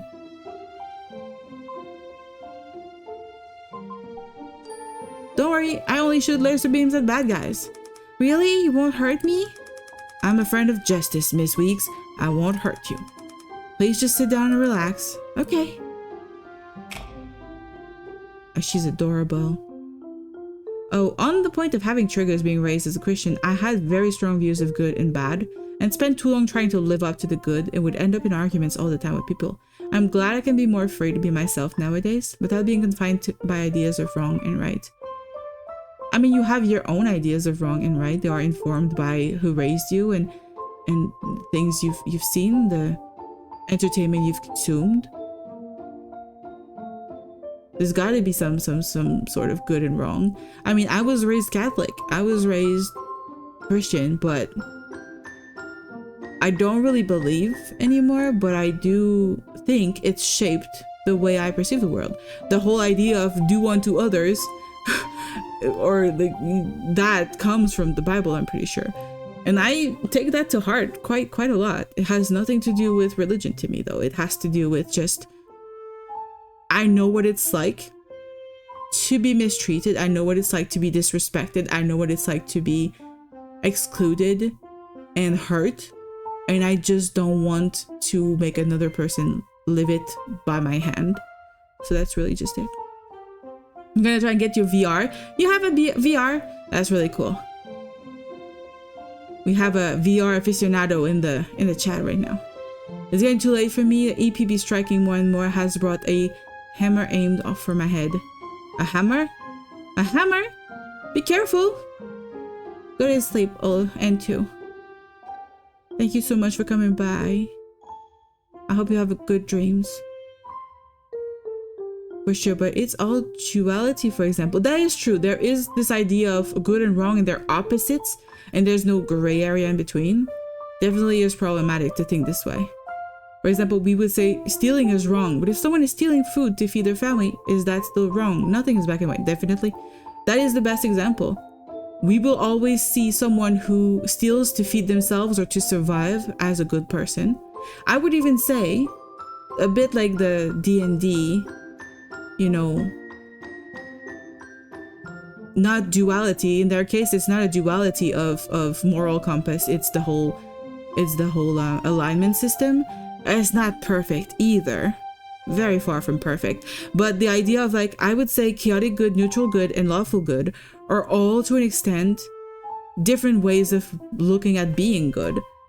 And I do think, like, a Robin Hood character stealing from the rich and giving to the poor is probably better, in my opinion, than someone who only follows the letter of the law and only works within the allowed parameters of good in society. I would say a lawful good person is probably not as good as a chaotic good person. I do tend to play chaotic good characters in games. Oh, your head hurts. You're getting a headache. Good night. The golden rule is practical whether you're religious or not. I think that's a big problem. Not enough people follow it. Yes. I got a Meta Quest 3 myself. If you're a new player, it's going to be a lot of fun. I need to get the freaking VR. I don't have the money for it. I'm just like, I want to buy everything. I just want to buy everything. That's a problem.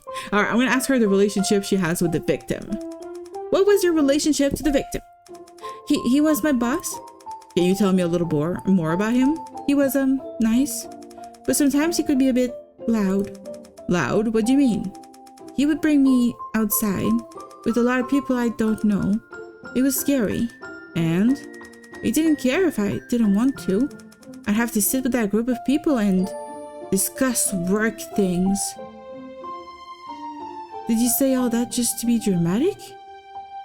That just sounds like a meeting.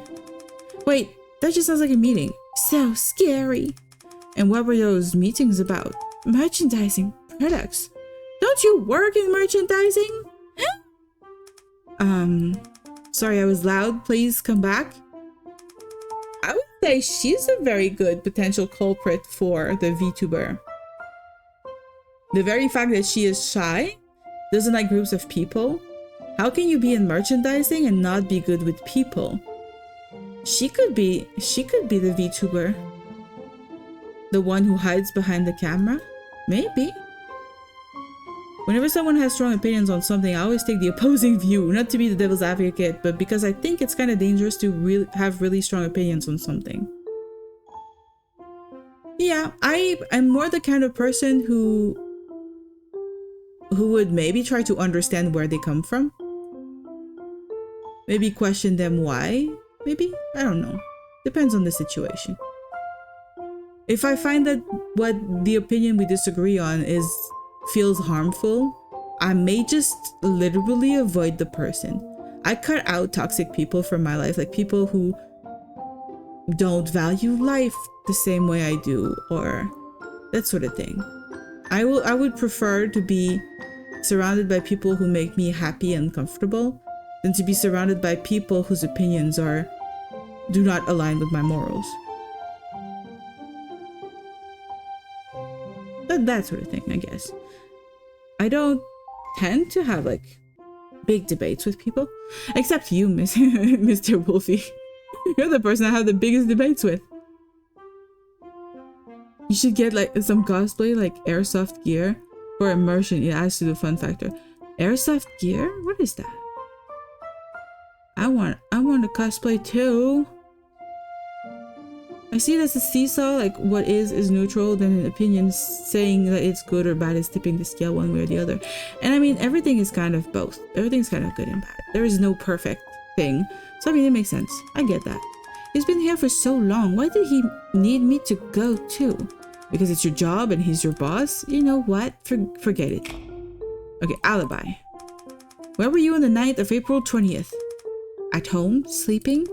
The one thing also that I'm thinking, if it was a real investigation for a VTuber who committed murder, unless they have a voice changer, which is an option, it's a possibility, unless they have a voice changer, the prosecutor could watch a video, be like, they talk this way, this is their speech pattern, this is their tone of voice, listen to each girl talk and compare. He could know directly which one it is, right? I have a specific voice pattern. It would be very easy if people met me in real life to be like, your lamentation. That would just be so easy. Especially when people listen to your voice so much for years or for like hours and hours, people would have an easy time recognizing a VTuber. Maybe you have a real life voice changer instead of a virtual voice changer. You just go about life wearing a mask that changes your voice. That'd be the only way to avoid that. Airsoft gear is military gear for a war game, kind of like live action robot. Oh yeah, you told me about it. You had like the handgun. You could put the controller in it, and it was like using the gun. Or it was not a handgun. You said it was the rifle. God, I don't remember. I'm sorry. I don't know guns, so I would have a hard time remembering. I don't see it as debates, but discussions, and I can easily agree with all that you say, so don't take it as me being against what you're saying. I respect your position on things. Thank you. That's kind of hard to see in, like, there's no tone of voice on the side of, like, a chatter. So if I just read your chat, I may interpret some things a little bit more combative than it really is meant to be. So yeah, that's good to know. I'm probably gonna get mine tomorrow. Okay. You tell me about it. That sounds really cool. I want to get a VR eventually. I hope you have fun playing your game on the VR. Just gonna be in the corner here. Jealous. No, I'm not jealous. I'm happy for you guys. From when to when? I don't remember. I didn't check the time. Do you always sleep at the same time? I sleep a lot whenever I'm tired. I like sleep. It feels safe. I don't need to see anyone. You really don't like other people, huh? Does sleeping so much affect your work though? We're not required to come into the office. I only come in when I need to check out new products. Can anyone else confirm that you were home sleeping? Misty can. Mr. Ryu, why? She's my roommate. We live together. Well, that's definitely an alibi. Unless two of them committed the murder together as a team. We don't even know if it's just one person. Huh? I have discussions with myself all the time, taking both positions. It's tiring. I have the same thing. I find myself sometimes arguing with myself. Usually I do think of the two sides of a thing, but I always see the more combative argument, like the more like negative, I guess, argument against the thing as someone else talking to me. Like I picture like a person asking me the questions or like making me like judge or question a thing. Interesting. It's very similar. No worries, you have to keep track of multiple conversations. You won't upset me if you forget or miss one of my messages. I try not to forget. I also don't want to read like the ones where you're literally discussing together. It feels like I'm just butting in your conversation. I'm third wheeling your conversation here. So I like to have you guys just discuss. And the thing is, I just don't remember all of the gun stuff that we talked about the other day. Because their names, like gun names, to me just never stick in my head. The only thing I remember was I like to play with the P90 in like Counter-Strike. I think that was, yeah. I used to play with the P90 because I would just rush in and just shoot everything with it. I didn't have to think. I'd start the game, get the P90 and run. I don't know a lot of gun names. Oh, I see that as a debate between my heart and my head. Like I can be against something or someone in my head logically, but in my heart I can also be empathetic towards an idea or a person. Yeah, definitely. That's a good point. Also, I think that being introspective like that, like being able to question yourself and try to like not just emotionally make decisions and question things and try to use logic is very good for you. Introspective people are probably less happy than the average person, but I think they have a more fulfilled life. Well, that's my opinion. She's my roommate. We live together. Oh, so she was there at the same time. No, she had a date, but she came home a little after 10 and saw me, so she was missing. After 10? But no one can testify where you were before then. No, sorry. Okay, thank you. But they also could be lying to cover each other. We don't know how close they are together. Ah. Mr. Robot lies? What do you mean lies? Also, obviously lies. 50% of what I say is lies. Wait, are we able to add each other maybe at some other time? Oh, on the VR. I'm not gonna read that, sorry. Okay, I can't speak for everyone, but you're always welcome in my conversation. The only reason I know weapon names is because it was part of my job to identify enemy weapons when we breached enemy weapon caches. Yeah, that makes a lot of sense. Like, isn't that the thing that's gonna save your life? You would definitely learn it. I've never had to learn it because every video game has their own fake gun names. And I learned the ones that I need to know in the game, and then once the game is done, I forget it because I know 90% of the time it's not applicable to another game anyway. That's kind of the thing. Also, yeah, welcome in, Mr. Robot. I just literally, you just arrived. Usually once my thinking has burned out, then it just leaves the heart, which is why I don't spend my time hating anyone. Yeah, I can't see myself hating anyone. I don't think it's even a thing I can do. I can be uncomfortable with someone. I can dislike their approach or the personality that they approach me with, but it's mostly discomfort. It's not gonna be hate.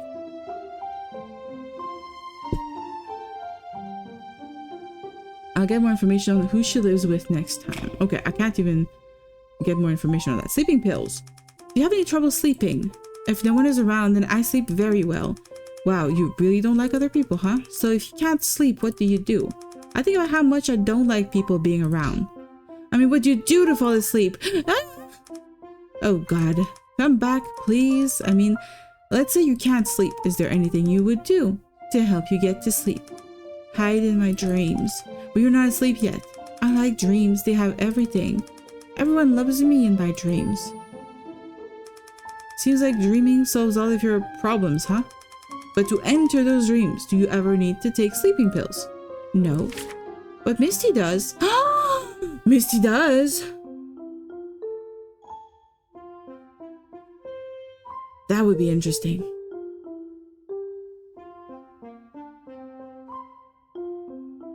Your name is Oreo. I love it.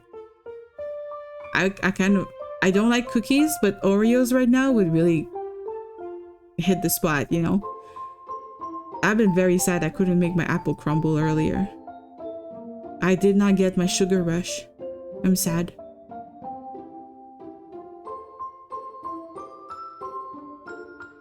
I had a streamer friend the other day say how much he hated Trump, and I was like, all that is doing is affecting your own emotions and mental state. Him hating Trump had no effect on Trump himself. Trump doesn't even know who he is. I mean, it could lead him to action and possibly do something about it, talk about it, convince people that, you know, things are not doing pretty good, and explain who's to blame for that. I do think hate is not a very useful emotion. I think the important thing is not so much hating Trump, because as you say, it's going to mostly hurt you and affect you negatively. If you think about it too much, it's going to make you upset. But if you can understand and disagree with a person like Trump and just voice it as such, I think people might listen to you more and feel like you are maybe less emotional about it. That would be the only thing I could maybe agree on there. That would probably be the more efficient way. If you don't see it, I'll try to send tomorrow. Okay, you're gonna send your stuff back and forth, you guys. You guys are cute. I love that you guys are gonna hit it up out of the chat. It's cute. It's better to act out of love than hate. Agreed. That's why when a lot of my friends were very upset, like American friends were really upset when Trump went back in power. The thing I would tell them is, well, now you can't, vote him out. You can't make a coup or whatever to change anything. We don't have that sort of power, at least not individually. The best you can do when you're upset with how things are being done is be there for the people who are close to you. Be there for your community. Be there for the people who are being the most hurt by what he's doing. Give as much. Share your generosity and your time and your kindness. Be the light you think the world needs. That's the best thing you can do. Like you say, it's really just about acting out of love and being there for those who are suffering.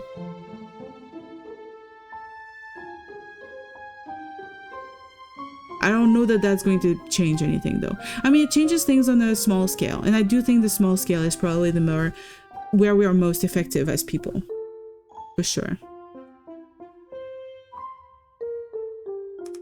Misty Ryu? Yes, my roommate. Does she take sleeping pills regularly? Yes, she doesn't sleep well. Do you know where she keeps her pills? Her drawer.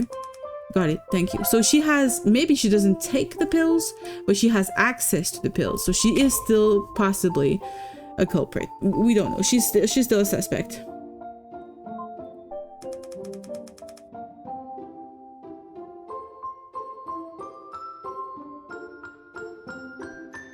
Also, if he's in power, then that means the majority of people voted for him. So he does that make you right and them wrong, or just that it's a different view on life? I don't think he literally won in the most legal way, to be honest. I'm pretty sure there was a lot going wrong with the system. I'm not much of a conspiracy theorist, but that one I'm definitely like very doubtful.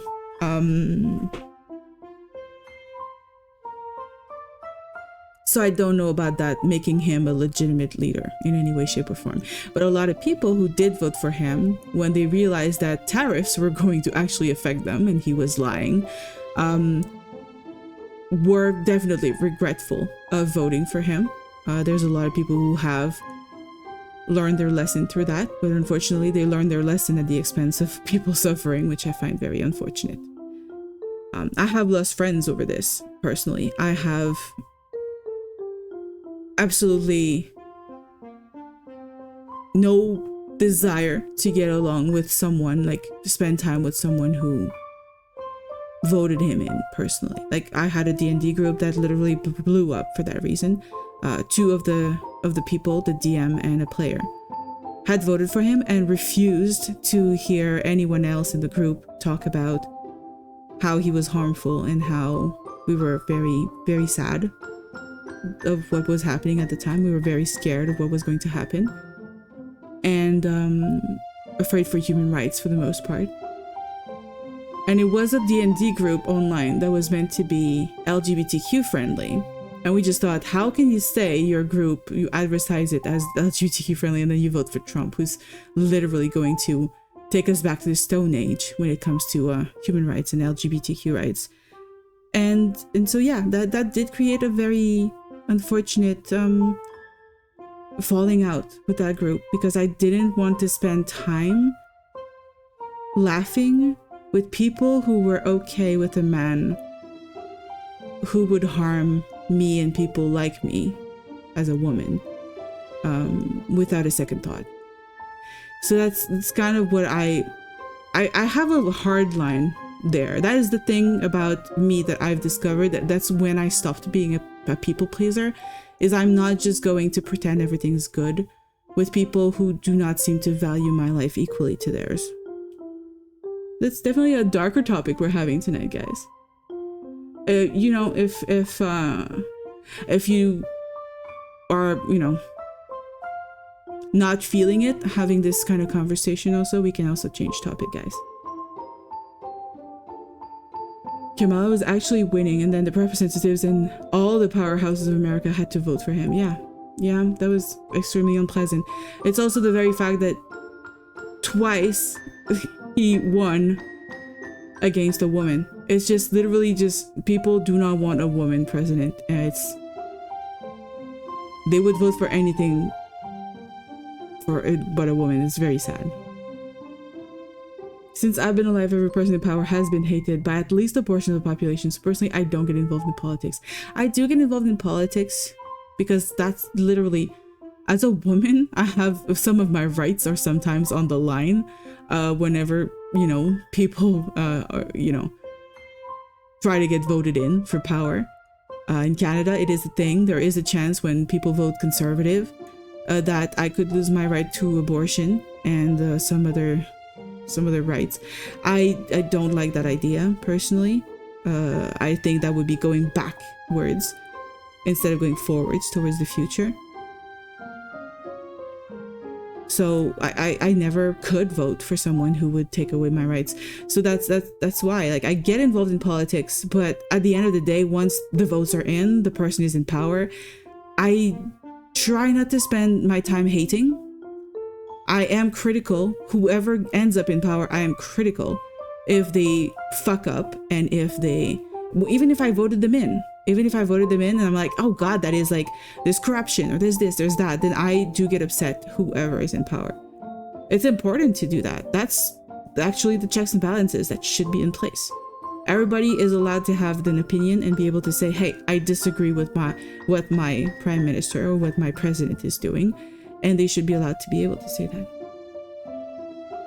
But Trump can't run for president anymore, so yeah. That's the thing. He's been actually hinting at the fact that he wants to do a third, run. So he could have things be changed by then. There's nowhere to know what's going to happen. He's doing a lot of things out of bounds and out of the actual rules in place. So it could be a thing. Could be something to be careful about and just aware of. Okay, I'm gonna ask her about the paring knife. We're gonna get back into the story. Can you tell me about it? The paring knife? What do you want me to say? Who uses it? Who it belongs to? Etc. I don't know who bought it. It's just always been in the office. As for who uses it, that's mostly Sophie. Well, sometimes she asks me to cut fruit for her. Cut fruit for her? Yeah, like when a client comes, sometimes Sophie asks me to cut up fruit for them. Why wouldn't she ask other people to do it? I don't know. Okay. Hey, Miss Allure is younger than you, right? Yeah. Oh, she doesn't look older than her. What the fuck? She looks younger. She looks like she's 12 years old. What the hell? I understand your perspective logically, but I do think there's two sides to everything. It's not so clear cut. I don't know. I don't know about that one. When we talk about someone who has that much power and is using that power like a petulant child, I do think that that person should not be in power. I mean, a lot of the things that are happening right now in the US are extremely scary. My sister is in the US, and that is extremely scary. So yeah, it's a topic for me that is extremely personal. I'm definitely biased. Biased for literally people like me who have their lives and livelihoods and everything on the line right now. So it's hard to not be biased for sure. You still let her tell you what to do. Well, don't you think that's odd? But I guess she seems older. Is that so? By the way, do you know where we found the knife? Wouldn't it have been in the drawer under the sink? No, we found it on your desk. Huh? Why would it be on my desk? What do you think? I don't know. I don't know anything. No wonder there was blood on my desk. But I really don't know why the knife would be there. Okay, I understand. Does that make me a suspect? That's what I'm here to determine. It's not me, really. Okay, well, we talked about everything with her. Who else do we question now, guys? So we question orange and pink. We can do gray, beige or brown, purple or yellow. You guys decide. I'm losing my voice already, god damn it. We're taking our time with this game. Brown? Okay, I like brown. She's very cute. She's like a tomboy. Hello. Good afternoon, and your position here is... I'm a little nervous. What do you want me to say? Just answer my questions normally. But I'm afraid I'll mess up. You can't mess up if you tell the truth. Okay, then I'll try my best. Can you tell me something to help me relax? Everyone gets nervous when they're talking to a prosecutor, so you don't have to worry. Thank you, that helped a lot. Don't mention it. Making you feel comfortable is part of my job. Alright then, my name is Faye, the project manager here. I'm Justin Truth, the prosecutor on this case. Okay. I'm ready to get started now. I can't write anymore. Man, woman, Trump, Harris, they both would have fallen into corruption just as equally as the other. I've seen that too many times by people getting promoted, and like night and day they went from normal human being to drunk with power. So pretty much stay out of politics myself. I have seen that happen too. That was sort of the case with Trudeau in Canada. I would say like he was still the least bad decision in my opinion in a lot of the situations that we've had. But he wasn't perfect, and there was a lot of corruption that happened while he was in power. And I do feel like there is no like perfect choice for sure. So I get it. But I don't have the luxury of not voting because, like I said earlier, it's just... I don't want to lose rights. I don't want to go backwards in like how we advance as a society. Even if like the ideals are good, but the execution is bad, I prefer that than the ideals being bad and the execution being bad. Is kind of how I use it, how I see it. I used to be anti-Trump when he was first elected because of all anti-Trump media, and I had a female American friend who was pro-Trump, and I didn't understand why. But now I'm very much neutral. I don't know enough about American politics, nor do I really care, as it doesn't affect me.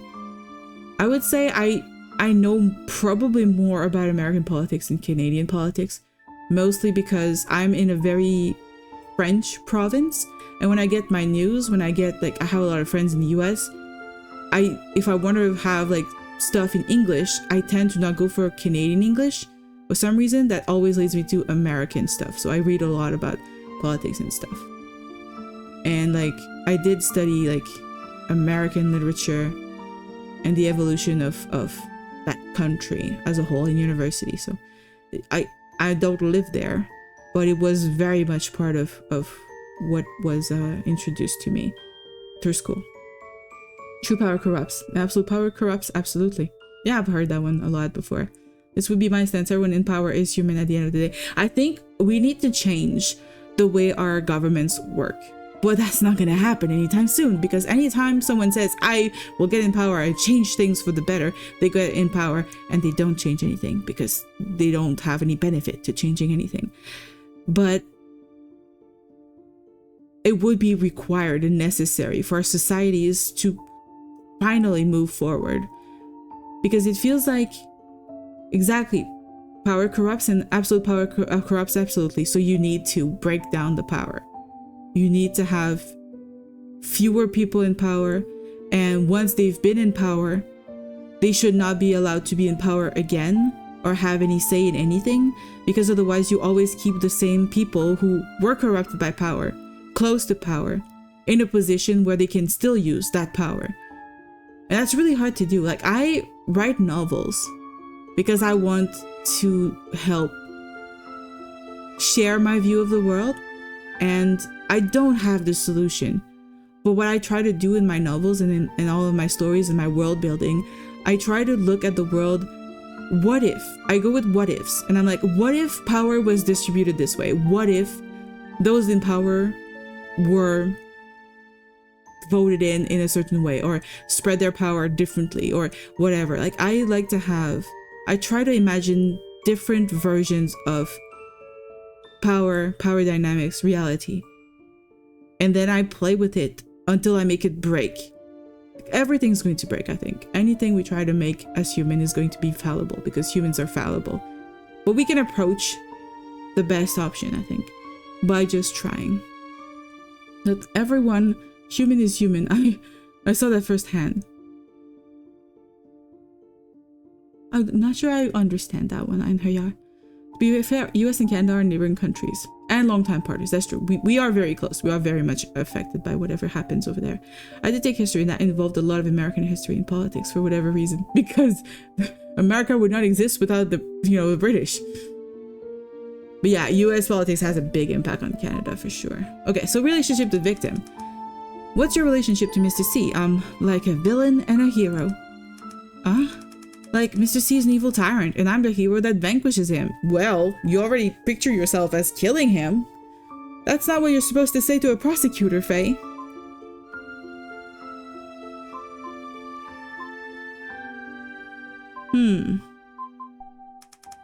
So I can't be an angel? Huh. An angel is a messenger of God. Why do you think you deserve to be an angel? I don't know, I'm just trying to play along. Whatever, let's just get back to the case. Can you tell me what you think of Mr. C? I think he's narrow-minded. Oh? He's too old school, always shutting down my ideas. Also interesting, she is using the present tense. That is more typical of someone who has not yet accepted the death and is less likely to be the killer. But that's something I learned from TV, so it might not be true. Just don't trust me. The VTuber industry is about creativity and newness. Shouldn't we be more progressive? He's always saying that's unprecedented, like it's a bad thing. He's just too lazy to take chances. Oh god, I'm so with her. I love to take chances. I love to like go off the rails from what people expect. And usually it's hard to sell. Like if you make a story that you can't say is like something else that's being published right now, I mean, agents are not as interested in your story because they don't know if it's actually going to sell. So they don't take a chance because you're nobody. So it's kind of sad. But I do like to go with unprecedented stories, and I try to make things that are very different and original. My friend Ken messaged me, said he saw me the invite to play Arc Raiders when he was getting off the game, but he's playing now, but I had to tell him I was busy. Oh God, Wolfie. He would play with you. It's kind of late right now though for you. Brav? You don't sound like an Eastern person, you sound like a British person. I just dropped my tablet on my face, that hurt. Don't do that. That is not recommended. It is not an approved use of your tablet, my friend. But alas, the hero always vanquishes her foe in the end. So could I say the two of you have a bad relationship? Huh? No, we have a great relationship. But you just said you don't see eye to eye at work. Sure, but that's work. He's a good person. We have a good relationship. That's it. I don't have anything else to say. Okay then. Where were you the night of the murder? I'm enjoying having intellectual conversation. It's hard to come by on Twitch.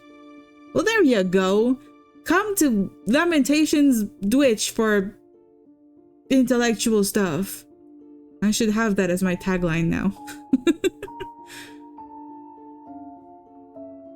Where were you on the night of April 20th? My friend's house. What's your friend's name and where do they live? I can't say. Excuse me? I'm being serious here. Well, that's breaching my friend's privacy, and I can't do that. And it will also make or break your alibi. Do you not realize that? But I have proof. I was really with him. Hold on. You say with him, but this is a woman's hand. Or maybe it's a guy's hand, you know? Maybe the guy is wearing nail polish. I don't know. I do like a guy with nail polish, so I'm not gonna judge this. It could be a guy. I'm gonna say hi to someone real quick. All good, all good.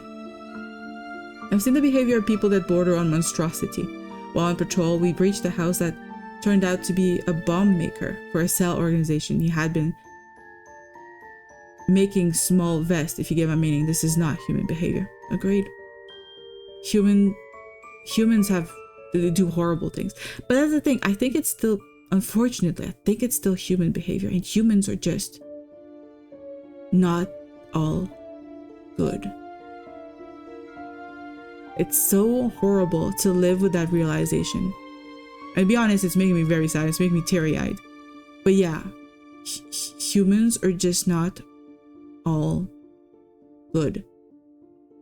There are people who will go to any lengths to keep power, to survive. They think they have to do those things to survive. They think it's so horrible what humans have done throughout history. As someone who loves history, it is horror upon horror upon horror. And it's the reason why I was never able to watch the Game of Thrones TV show or finish reading the books. It is filled with stuff that a person, a human, imagined. And I'm pretty sure it's pretty close to things that have been truly done to people. And I could not continue reading. I was crying every chapter. I am too sensitive for that sort of reality and wake-up call. But it is absolutely like scary what humans can do.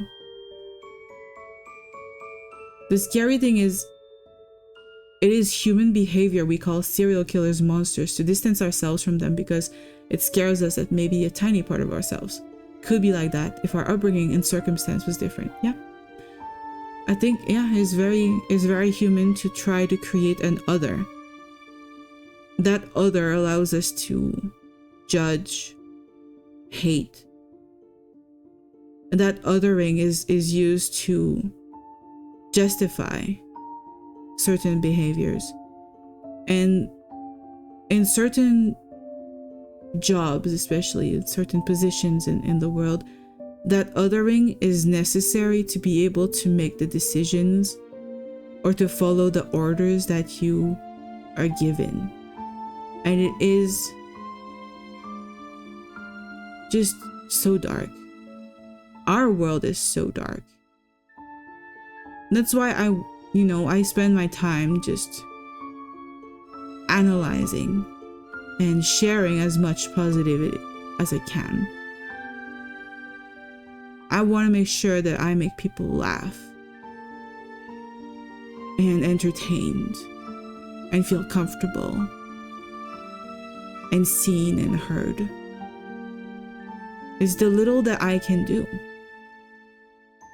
And people, do their best to bring good in the world in different ways. I wish, everybody could just get along, but it's hard. I mean, yeah, in her yard, you're fine with it, and that's normal. Everybody does it. We all do it. And like, I dislike Trump being in power, and I do definitely other the people who voted him in, and I do think less of them, and I am not a perfect person. I think we all do it. It's a way to survive. It's a mental tool to survive, to be able to do that.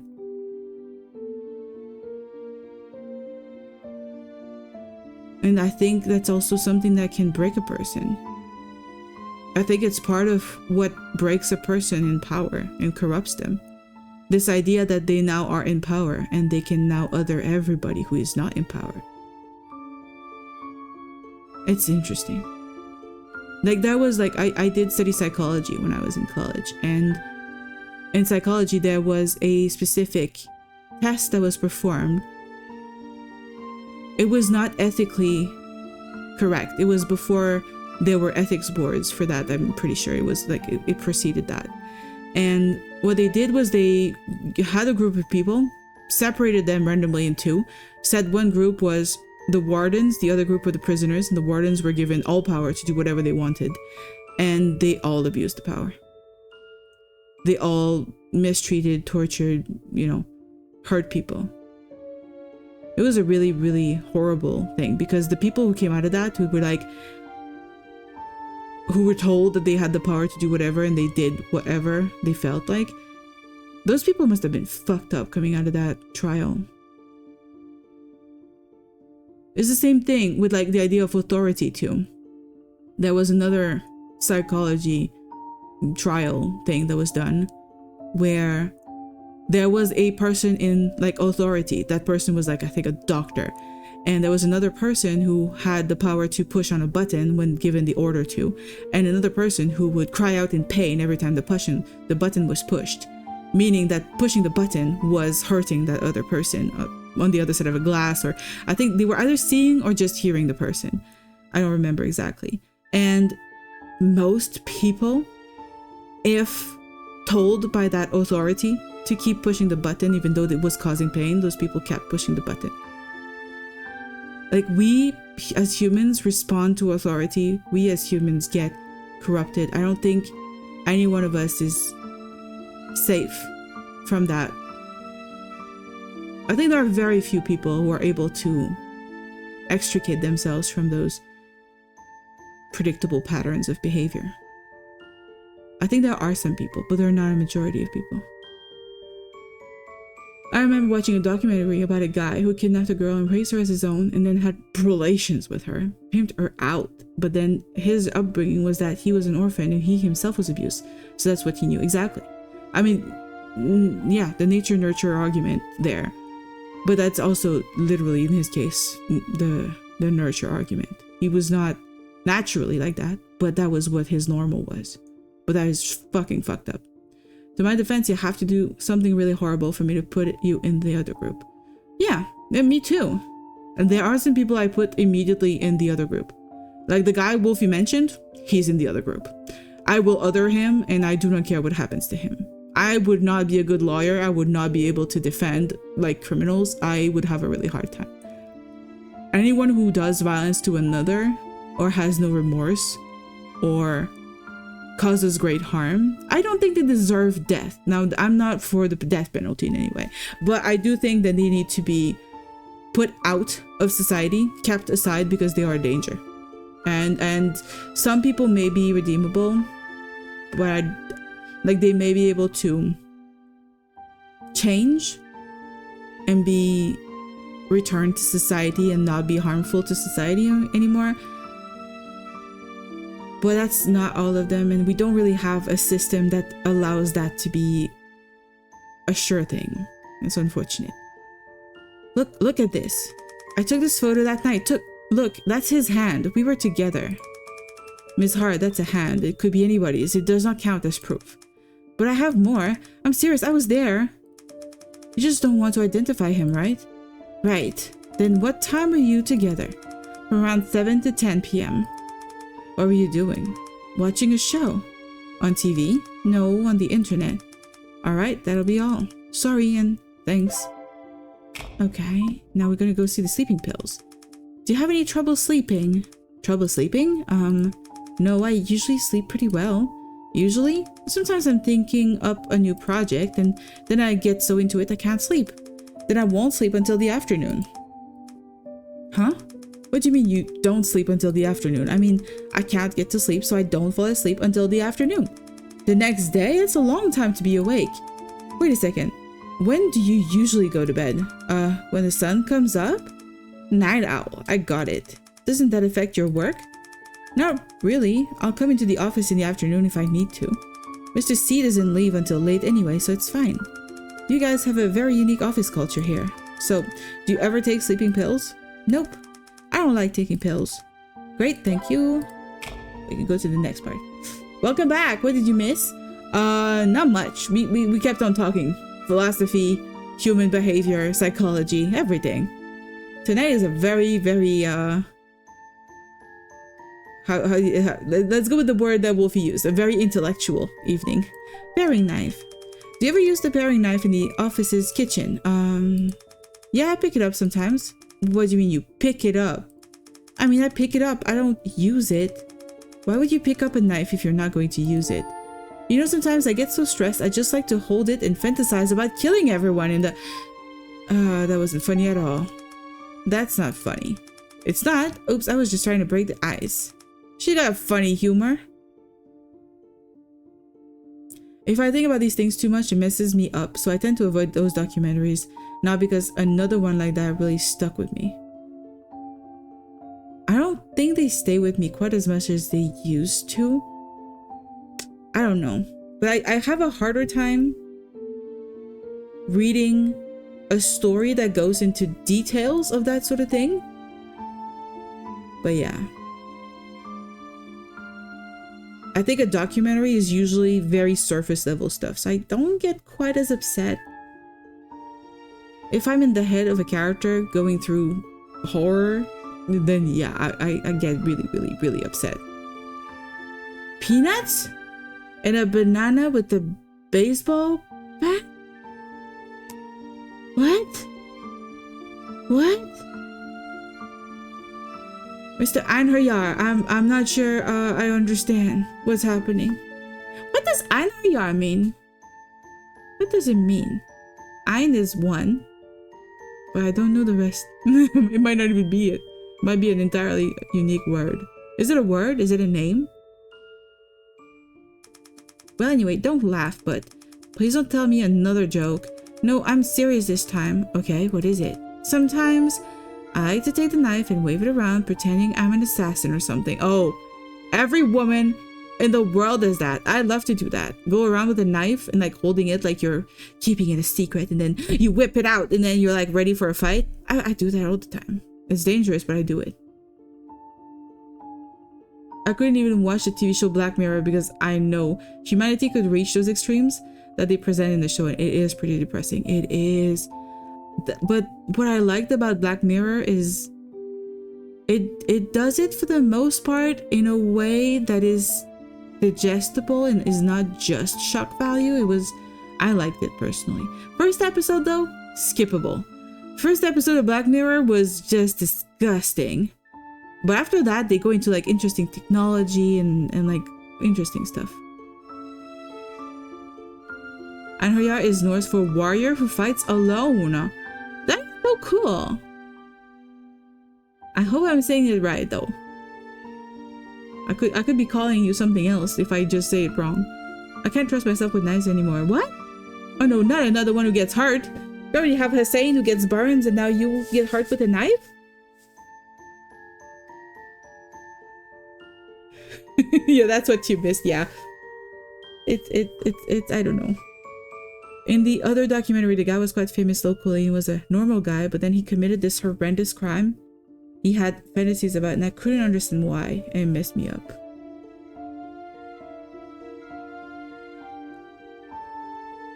I don't know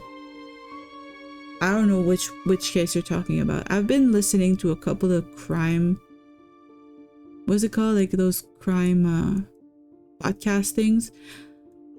I do find it difficult sometimes. But then I watch it on YouTube, but they use stupid words like graped and like unalive and like stupid words like that, and it kind of takes me out, and I don't take it quite as seriously, even though it is, you know, definitely horrible. But those stupid words are like not making it very serious. Oh, your IRL name is a person who protect her family, but then got beaten by a bear? It's kind of funny. Is it Goldilocks? You're called Goldilocks. I only watched the first episode of Black Mirror. That was enough for me to say no more. However, fun fact, the guy that created the show used to be a video game reviewer, and I still have magazines with his reviews in. Oh, interesting. But the first episode of Black Mirror, I think, is literally just shock value, and I don't think it's representative of anything else. So if you are curious about watching the other episodes, I would recommend the show for sure. Unless, you know yourself. And if that's really not up your alley, don't watch it. But those who might be curious, skip the first episode. It is disgusting. And I don't think it's that interesting in terms of a Black Mirror, thought piece. It's more shock value and disgusting.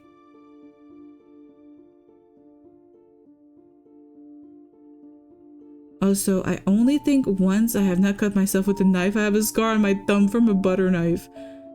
I have a lot of scars on my hands from knives too. You just get used to it at some point. You don't get as, upset about the little cuts. It's okay.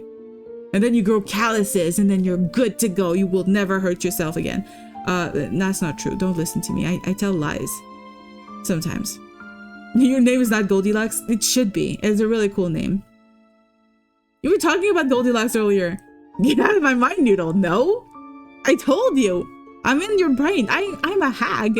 I have powers. I don't control it. If I could control it, I would be out of your brain. Don't worry. I would not want to be there. There's too many squirrels in here. Ein Haryar. Okay, so I'm saying it correctly.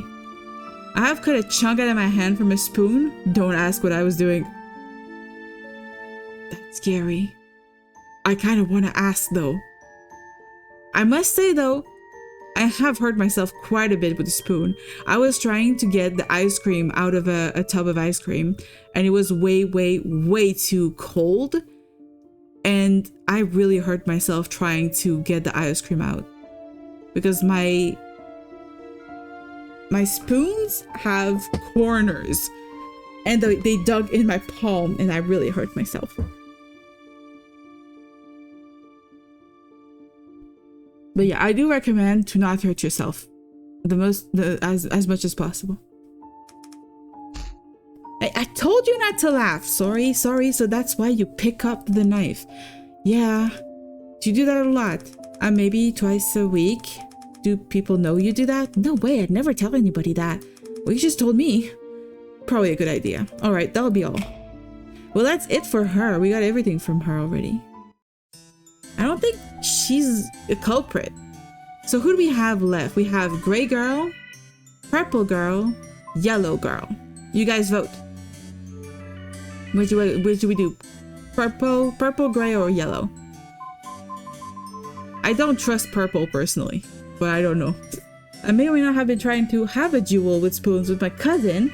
When I swung, I hit my hand and I was then bleeding. Oh god, don't do that. Purple? Okay. I was gonna keep her for last, but if you want to do her, we're gonna do her. Hey, you're the one who's been making my job way harder. Hey, you're that super rude prosecutor. And you're not rude? Even if I am, that doesn't make you less rude. Why are you so uncooperative?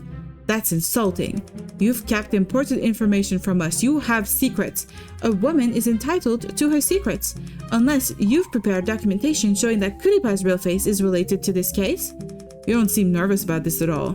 If I seem nervous, would I be any less of a suspect? You're really good at throwing me off guard. I'll take that as a compliment. She's a little bitch. She's a little meanie. It's my fault. I lose my composure too easily. But I take my cases very seriously. I believe you. Then let's get started here.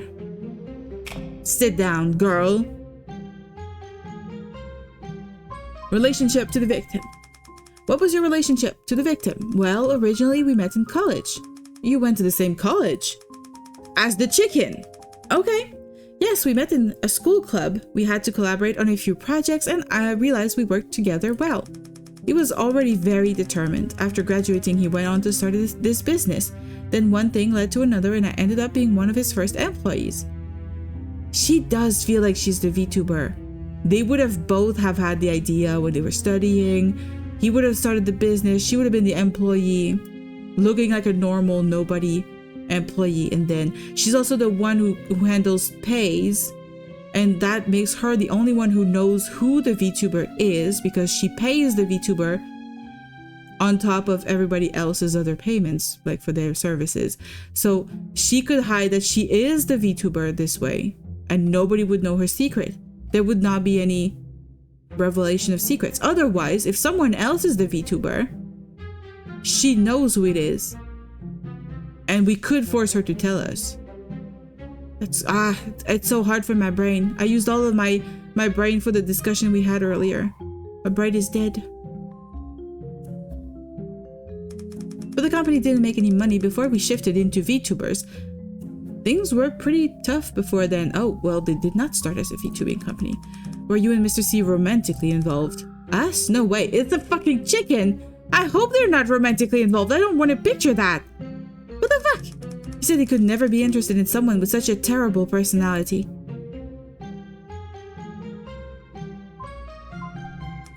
That's crossing the line. I guess I like seeing other people suffer. Huh. Anyway, prosecutors are supposed to sympathize with their suspects at a time like this, right? Please don't jump to weird conclusions. I just mean if you weren't dating Mr. C, then why did you stick around if the company was losing money? Oh, Mr. C was overly innocent and optimistic. If he had an idea, he just went for it right away. Wouldn't you just love to see someone like that fail miserably? What?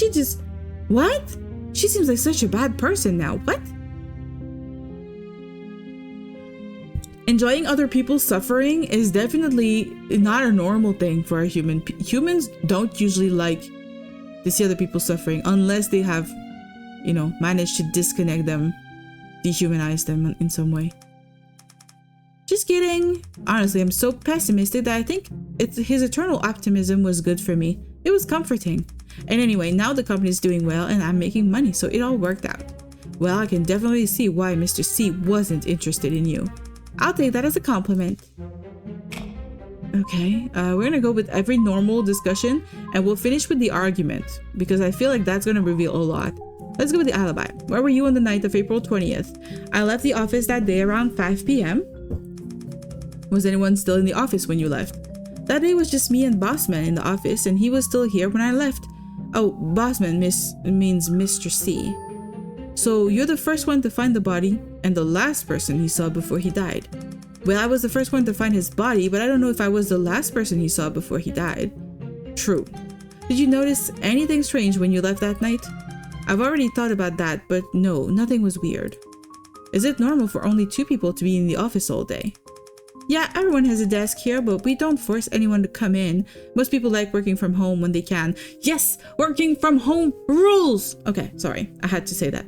People enjoy seeing others suffer if they have the belief they are a bad person or wrong in some way. I don't, that's the thing. I cannot see somebody suffer. I feel bad when even the most evilest person suffers.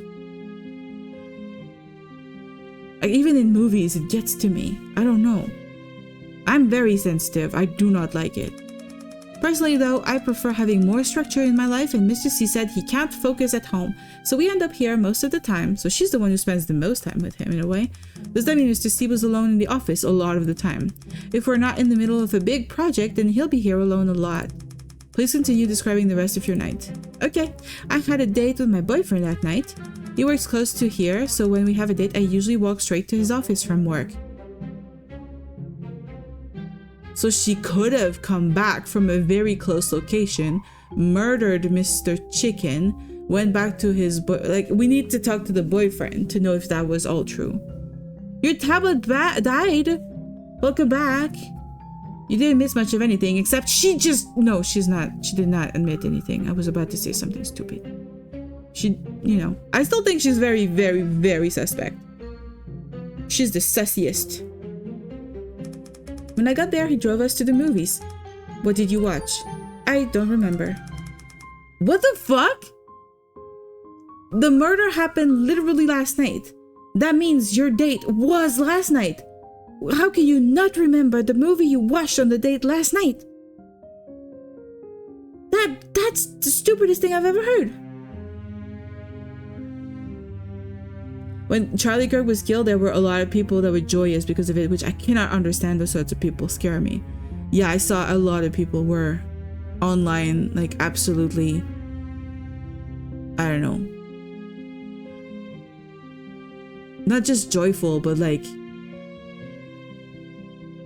very like happy and like festive about it somehow. I don't know how to express the right word.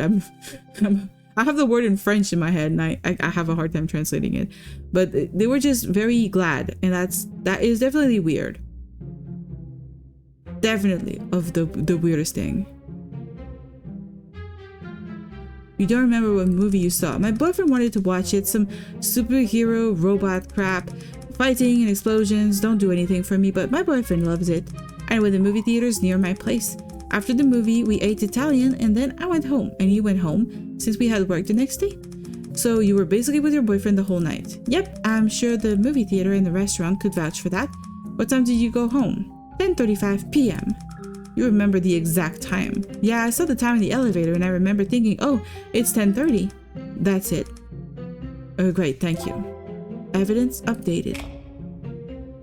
Wait, is that the same thing?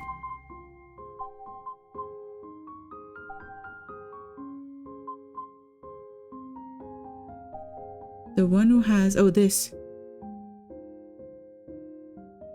Misty can confirm after 10 p.m., but not before.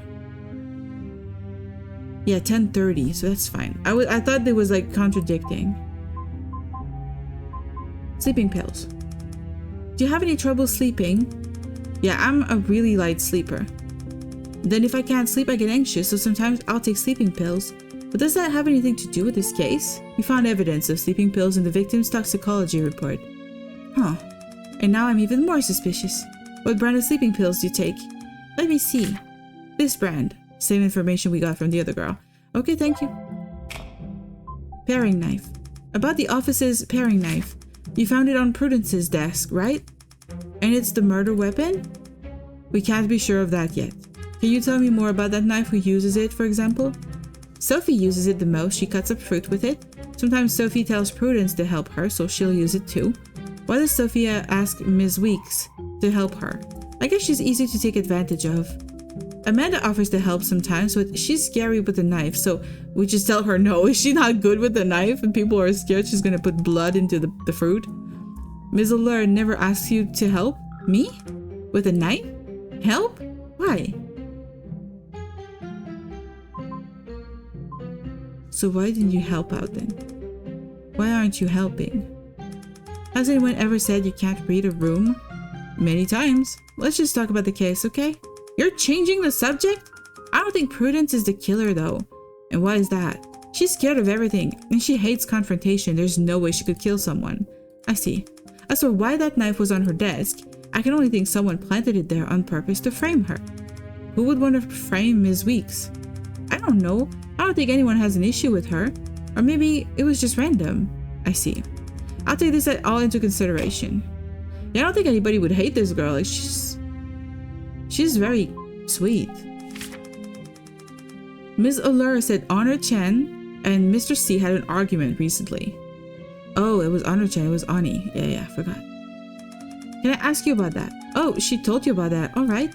Well, March 31st was the day before the Tomb Sweeping Day long weekend. That day, only Mr. C and I were in the office. I figured it'd be like that all day, but then Honor came in at around 3 p.m. She was all worked up, bugging Bossman about a meeting the day before, which was about selling adult merchandise. What are we talking about here? What kind of adult merchandise? What? Pornography? Yeah. On March 30th, Mr. C randomly called everyone into a meeting and said we were going to start selling adult Kuripa content anonymously. That day, Honor was the only one not in the office. I guess she read about it on the chat and came in the next day to pick a fight with Mr. C. Why pick a fight? Honor loves her daughter, so she doesn't want Mr. C selling adult content of her. That would also mean she would have to do it because she's the rigger. I guess Mr. C saying we'd start doing it officially but anonymously was the last straw. Was the argument bad? Punches were thrown. I actually got pretty scared. Then Honor threatened that she'd make Mr. C pay for what he did, and he stormed out of the office. Do you think she'd make good on that threat? I don't know, but she was really mad. Then I asked Mr. C what happened, and he just said, "Don't worry, it's fine." I didn't ask anything else, so that's all I know. Okay, thank you. Critical evidence. There's not enough time today, so I'll confirm the details next time. Okay, we got everything from her.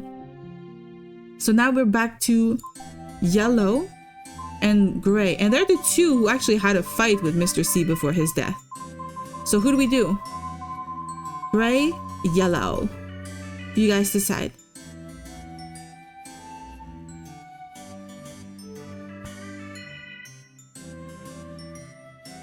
I'm gonna rest my voice for a little bit. Why do I have so many Discord pings happening? So much. Gray? Alright, thank you so much. I'm gonna go with Gray Girl. Honor Chen, right? And you're a 3D modeler? More accurately speaking, I'm Kuripa's father. Kuripa's father? What do you mean by that? It's common in this field to refer to the creators of a VTuber as their parents. That's generally the artist and modeler. Originally, we'd refer to artist as the mother and modeler the father, but it can also be the other way around. Sometimes the VTuber's real face can also be referred to as the mother or father. Okay, that's interesting. You just don't think the design of Yellow is interesting? When I was looking at her, I do feel like she's a little too yellow on yellow. Compared to the others, her yellow color is a little bit like weird to me. I don't like it, but that doesn't mean it's a bad yellow or it's a bad choice. It's just, it's not my favorite yellow tone. I prefer like a golden or a honey yellow than a canary, like diluted canary yellow. I don't know. I think pastel yellow is like my least favorite. I know I don't give you many compliments, but one of the things I appreciate about you most, Noodle, is I'm able to speak freely about things without your judgment, which is a rarity amongst people. Well, thank you. I really appreciate. I try to be as non-judgmental and welcoming as possible. And I appreciate that you come in with very interesting topics. I think it goes both ways. It's not something that happens on its own. That's pretty cool. And everybody participating is also very fun. I like to see everybody have like their opinion. I like the idea of using the streaming platform to have those discussions in a respectful way in a place that everybody can feel safe and just use curiosity and our brains together. I think that's part of how you make a better world. You have to confront some stuff. And to me, the only thing keeping me alive, and that's going to be very dramatic, is trying to make the world a better place. I was just thinking, yeah, it's making me emotional to the point of tears, so I thought I would share rather than just keep it in my... Oh, I would hug you, Wolfie. It's okay. Tears are good. Tears are very good. Oh, I wish I could hug you. It's a virtual hug.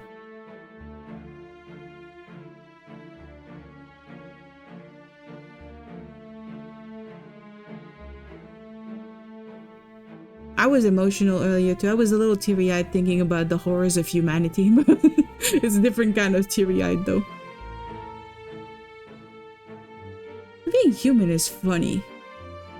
Connection with other people is funny. We can feel connected to people on the other side of the planet. We can have these amazing discussions. So many like kilometers apart. Humans are very interesting. I think I regret a little bit not continuing my studies in psychology, because that is like definitely a very interesting field. Understanding people. I don't necessarily think of psychology as helping people. I know there are people who go into psychology to help. I want to understand. It's different. Not that I wouldn't be able to help. I want to help in a different way. Okay, so that's confusing. So why are you the father then? Aren't you a woman? Maybe I have more masculine qualities. I don't know, but I don't mind it. Alright, she's daddy. So there is daddy in this game, and it's her. She has very masculine qualities too. God.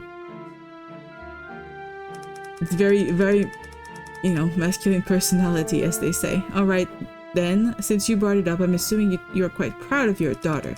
Of course, she's the apple of my eye. Anyone would be proud to be her mother or father. But Miss Childs didn't mention she was Kripa's mother. Amanda brings shame to our family. Oh, she's so judgy. If a mother can't be proud of her daughter, then what kind of role model is she going to be? She's such a nervous wreck. Honestly, I don't know what to do with her. We didn't even talk to her yet. We don't even know what kind of personality she's got. You get really into character, huh? I think it's understandable for Miss Childs to be nervous since this is a murder case. You really don't have to make excuses for her, prosecutor. She should be able to keep herself composed. Is that so? Alright, relationship to the victim here. What was your relationship to Mr. C? He was my boss and a bastard who used my daughter for money. Why do you work for him then? What? You don't like Honor? I kind of like her, but she's weird. I'm very deflective with humor and intellectualization, but when things hit me emotionally, it just comes out. That's good. I have issues with my emotions myself. I tend to disconnect. It's, you know, it's a psychology thing. I especially when I'm like in a situation that I don't feel I can feel an emotion, I really am too good at disconnecting. It's good that you're able to do it. Just connect and let the emotion happen. I wish I could do that more. I've lost that ability. It's something I can work on though. But yeah. It's best for people to be connected to their emotions. It's like all emotions, and not just the positive ones, like the ones that give you release, that give you the strength or energy to get through shit. Even anger is a good one. Jealousy is a good one. Every single emotion that we can feel are good.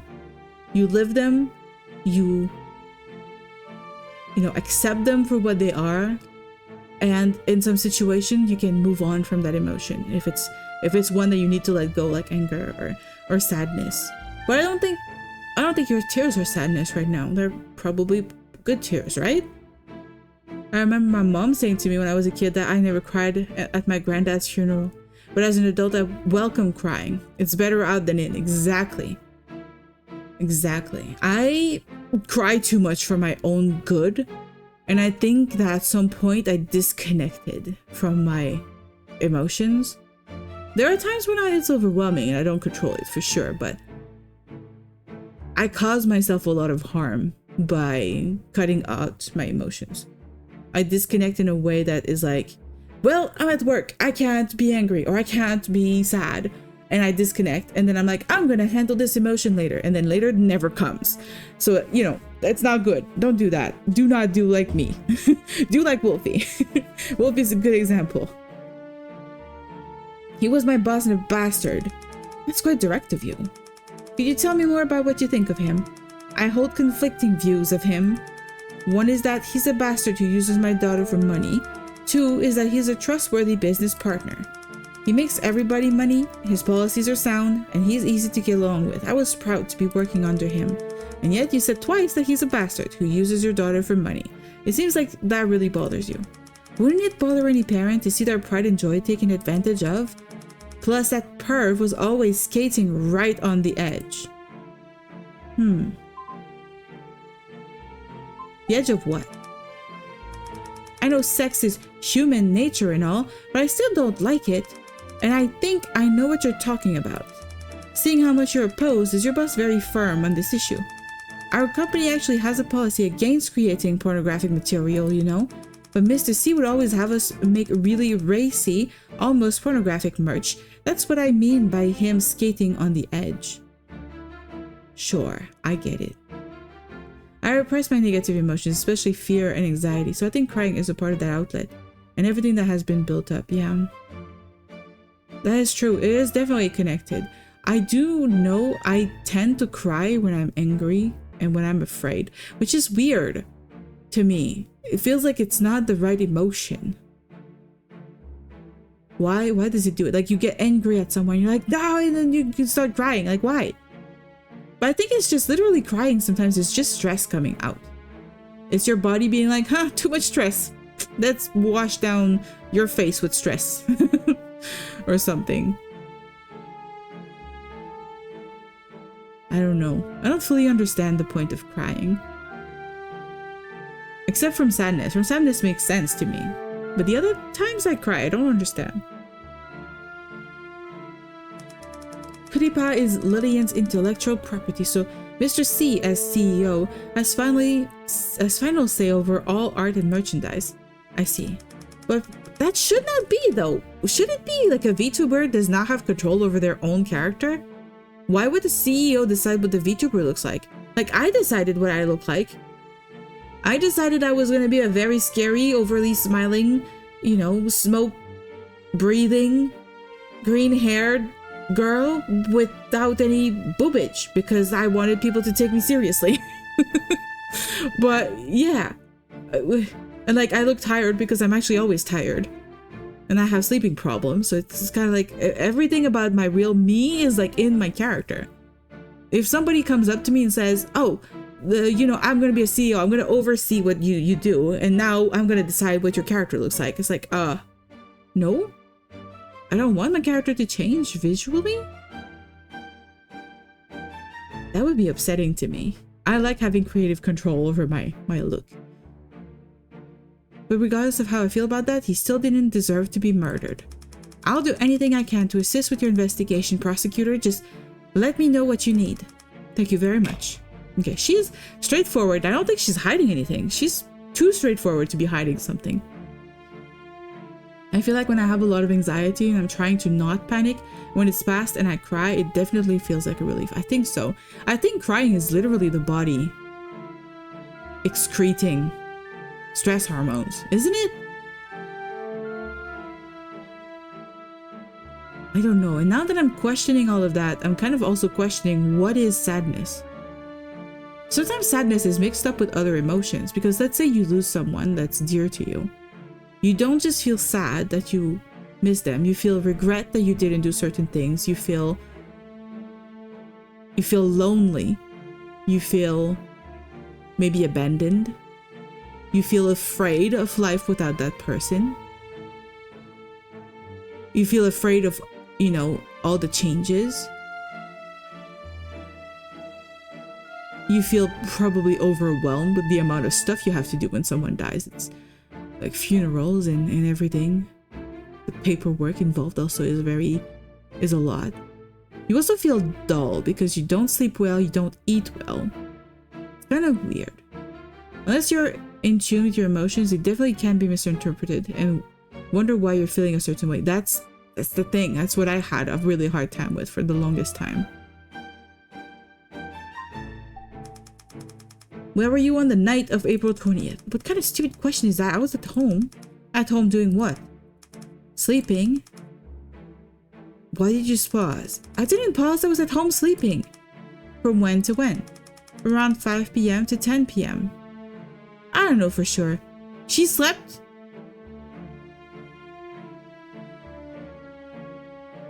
Very little time, right? I'm trying to count right now. She slept 5 hours. God, why am I not able to do 10 minus 5? Is that your normal sleep schedule? No, I don't have a normal sleep schedule. When work makes me tired, I sleep, and then I wake up and keep working. Doesn't this affect when you can be in the office? We don't enforce regular office hours here. We have to finish our work, obviously, but we just come in when we need to. Can anyone testify on your behalf? Probably. Not? Are you certain about that? I live alone, so yes, I'm certain. Okay, thank you. Evidence updated. When I first had my anxiety as a teenager, I thought I was going mad. I didn't understand why I felt the way I did. I don't think I ever developed anxiety in like a drastic way. I think I always had some level of anxiety in me from when I was the youngest I can remember. I can't even imagine what it would be like to develop it. Like an anxiety, like a panic attack kind of situation. I was much older when I had my first panic attacks. But I understood what it was very easily because we're much more informed nowadays about these things. It was a lot easier to be like, oh, this is what people talk about. Oh, this is the panic attack. You know, I already had the tricks because I saw so many people handle panic attacks in TV shows and movies. And so I had the tools available to try and calm me down. But yeah, those don't always work for me either. It's not perfect. But, you know, getting those for the first time would be horrible. Having like general anxiety, like I've always had that general weird anxiety thing going on for me since I was the youngest, you know, I can remember, like I said earlier, just I don't exist without some sort of jolt of electricity going through me, being like, are you late? Did you forget something? What is going on? Who's here? Or what, you know, my brain's always like working. It's always like super. The word in psychology would be aroused. It's like it's a state of constant arousal. Your body, your brain is just always like too aware of the world, too aware of things that could be, and it's a lot. But I think it makes me who I am, so I don't really hate it or anything. I can trace it back to puberty and anxiety of my appearance, to social anxiety, to panic attacks, to agoraphobia. I dealt with a lot of agoraphobia when I was a teenager. That was really hard because I had a hard time at school. There was like it was literally called the Agora. It was like a central part of the school where we would have to literally cross it to get faster to your goal because all the classes were around that Agora section. And so if you wanted to be efficient during your breaks to go to the next class, you had to go through there. And I hated it. I hated it so much to go through there because there were so many people. And I think I tripped once and it made me like super self-conscious for the rest of my time in school that I would trip again and people would stare at me again. And it made me so self-conscious, so scared. I still remember, like, I don't know, it's like shame, but why would it be shame? I don't know. People trip, it happens. You know, you grow older and you tell yourself these things and you're like, why was I like that? Because I was a teenager, and as a teenager, you learn to live in the world, and it's hard. So yeah, That is, I definitely get that. I kind of went through the same things, Wolfie. Do you have any trouble sleeping? No, I don't keep a specific sleep schedule, so I don't have any issues. Do you ever take sleeping pills or have sleeping pills at home? You just made me think of something. What? I get headaches a lot. If they're bad, and then I can't sleep. Once I got one so bad I couldn't sleep for days. So I asked Amanda for some sleeping pills, and then I could finally sleep. She also has sleeping pills? She's even more suspicious. So Ms. Childs usually takes sleeping pills? No, I think she was just prescribed them once, not something she usually takes. When was all of this? About a month ago. You still have any of those pills left? No way, she only gave me a couple, and I took the first one that night. What about the other one? The other one, maybe I lost it. Sorry, but let me get this clear. Amanda gave you 2 sleeping pills, but you're only sure that you took one of them. Sorry, I only remember taking one. I wonder why. Are you sure? You know this only makes you more suspicious, right? Okay, then I'm more suspicious. I really don't know what I did with the other pill, that's the truth. If that makes me more suspicious, then it is what it is. You're pretty pragmatic, huh? But okay, I understand. Okay, paring knife now. Please tell me about the office's paring knife. It's the landlord's. Sophie uses it a lot. Is she the only one who uses it? I'm not sure, since we all come into the office at different times. Try asking Misty, she's here the most. Wait, but didn't we have something about the paring knife? That was Sophie, Honor. So no, wait, Honor. She's the one whose fingerprints don't match. Faye plays ninja. Prudence cuts for Sophie. Sophie cuts for herself, and Honor-chan is not supposed to have access to the knife. Do you use the knife at all? Me? The kitchen is a woman's place, prosecutor, not a father's. Okay, Honor is not as inflexible that I thought, yeah. But then she also just literally lied because her fingerprints are on the knife. Sorry, but could you be a little clearer with your answers? Are you saying that you've never used a knife before? Like I said, I'm a father. I don't use the kitchen. I've never touched that knife.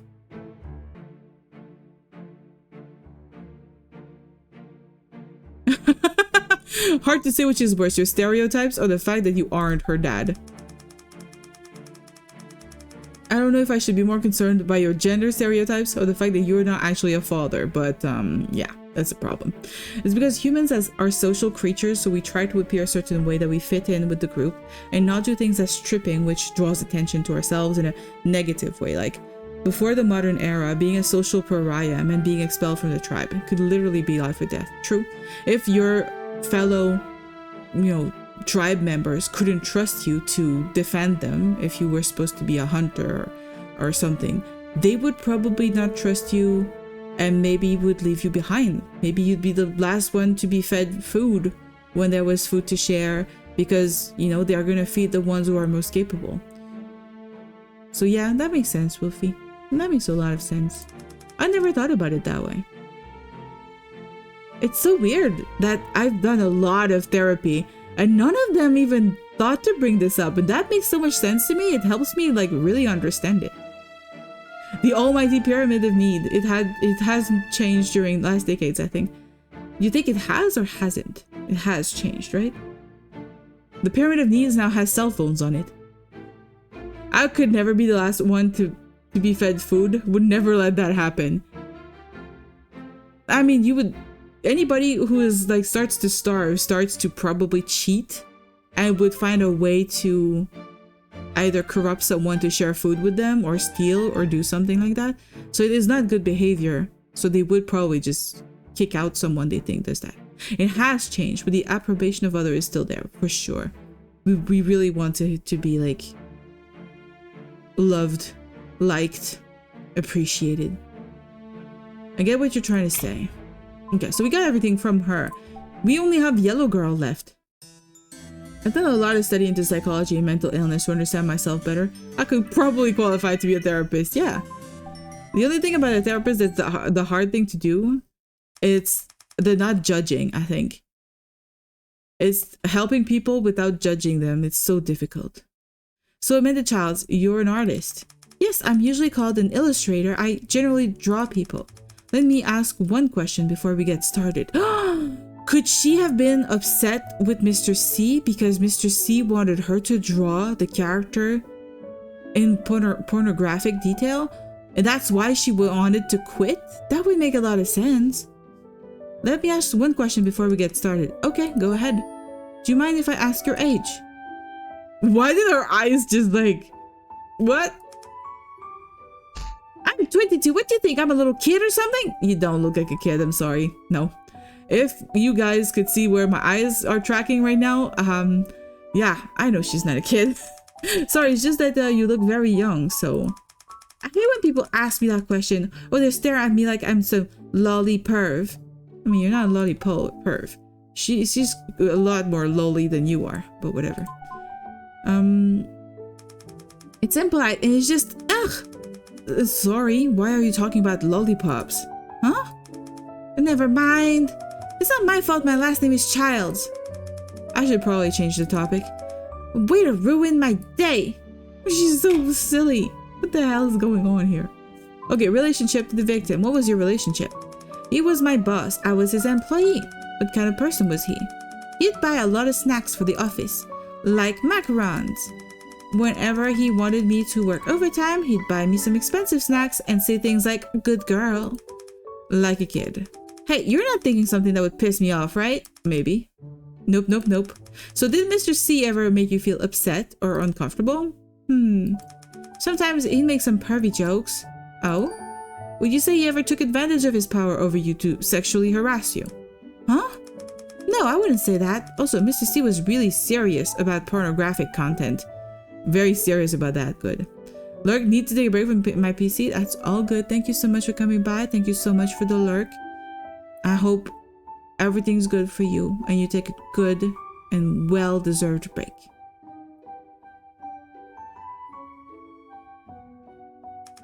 What do you mean? He was super serious about our company not creating any kind of pornographic material. Maybe because he thought Kiripa looked too young, or because he was worried about how her real face would feel. I know they're not the one and the same, but I still don't think Kiripa's real face would want to see her engage in sexual acts. So you don't draw those types of things?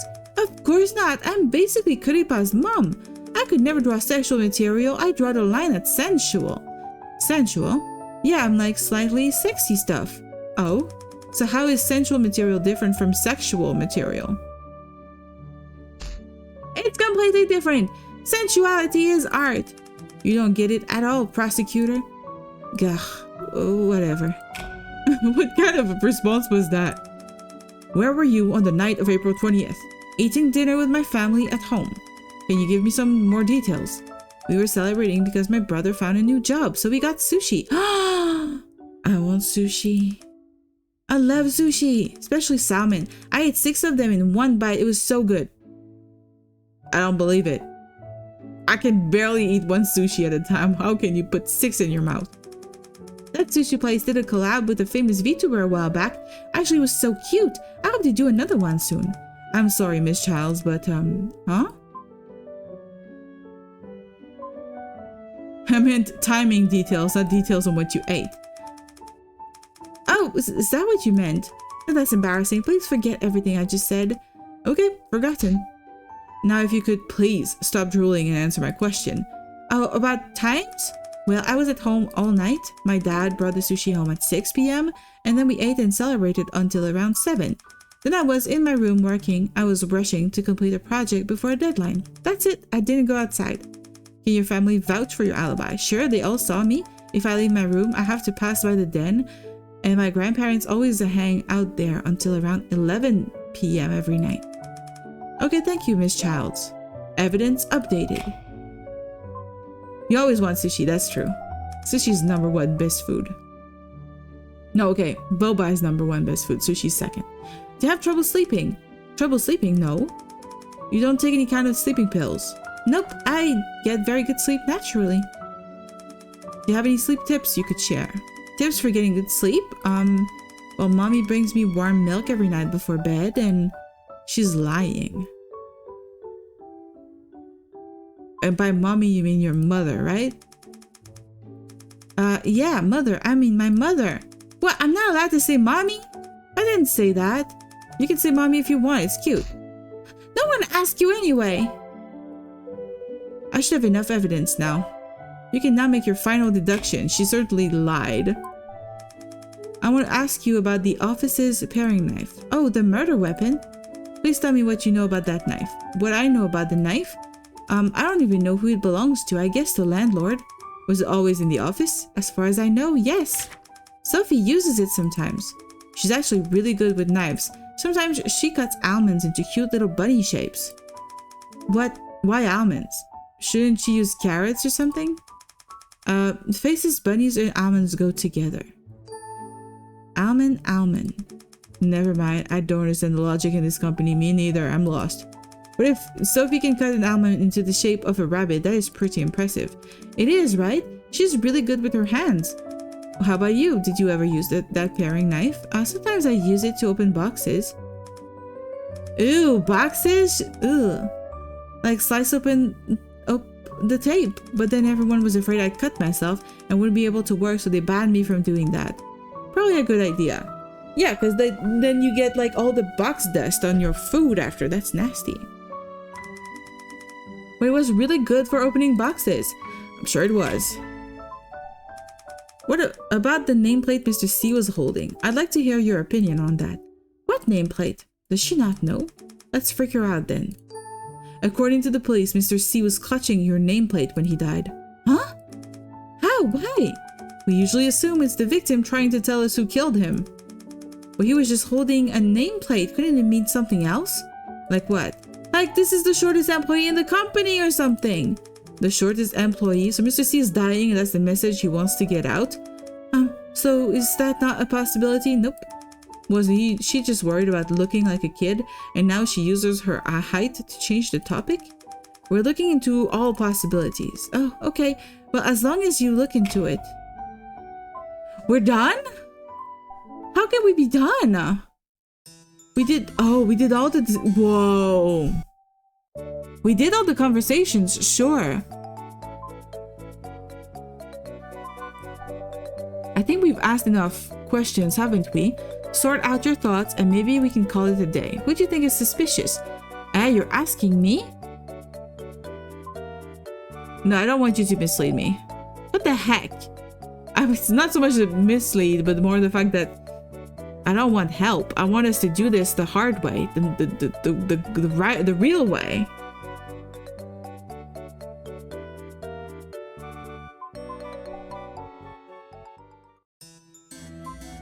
We're gonna review the information we got. Hydrate. Okay, I will do that. Thank you.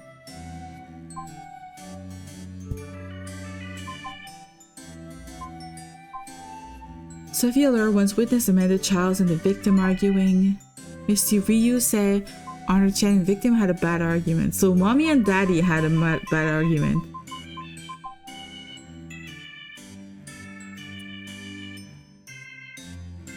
I don't know. Why is this a red dot? And then the alibis. Case summary.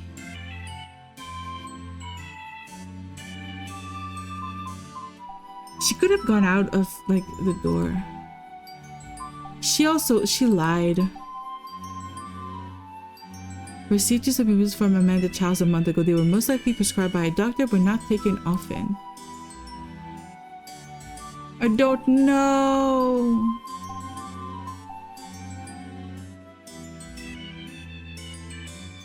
Oh, this is so difficult, guys. We're gonna go into the deducing phase and I will need your help. There is only one person who has no alibi, has handled the fruit knife, and recently had a dispute with the victim. Oh, they're giving me a lot.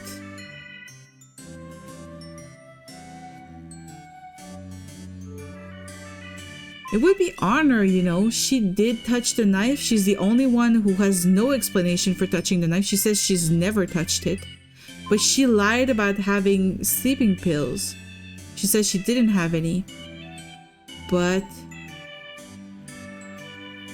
who said she gave them the pills? I don't remember. Shit.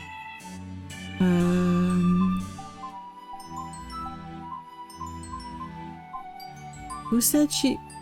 Honor-chan received them. So Honor-chan could be lying, could be trying to put the blame on her and say she got 2 pills, but she said she did not give 2 pills, that she does not need them. I'd say it might be Honor. What is Honor's alibi? Honor was alone, wasn't she? Lives alone, was sleeping alone at home when the murder occurred, but no one else can confirm this. Since you say it's Amanda? Why? She's the youngest. She's nervous. She lives the furthest away. She's got the alibi of her parents being able to say she was home, but she could have left through a window and been very, very, very... I mean, could she have done it? She's 60 minutes. That means her parents last saw her, evidence, alibi. Her parents last saw her at 7 p.m. So she could have left at 7, arrived at 8, committed the murder, and went back home by 9. So it would be within the time limit. Amanda gave her the pills as a testimony of honor. I know who did it. I wasn't paying enough attention. I was drawing, sorry. It's all good. Well, if you're drawing, I want to see it after. You would just follow the deep discussion. Yeah, we were having some deep discussions right now. I think it's Honor personally, because she's the one whose fingerprints are on the knife and she said she never touched it. So that's the only thing that is a hard evidence that she lied. While Amanda, the only evidence that she lied is that Honor says something, and Honor is not trustworthy because we do know she lied. So I say it's her. I say it's Honor. So deduce Honor. Okay, evidence supporting her as the culprit? It would be all of it, literally.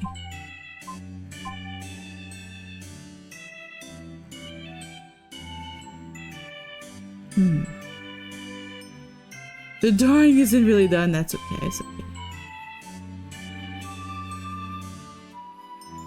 Because I do think that that's really major. Like Sophia Lur's, Honor Chan's, her fingerprints are on it. I'd say this. I say it's her.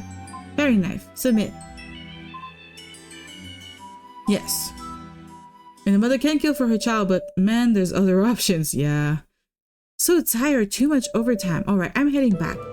Wait, Miss Close. Also, we need to guess which one is the VTuber. But I do think it's purple. I think it's purple. Okay, purple is the VTuber. And Honor is the...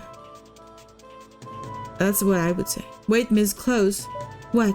No, don't give me that look. Are you thinking about pulling that mock trial stuff again?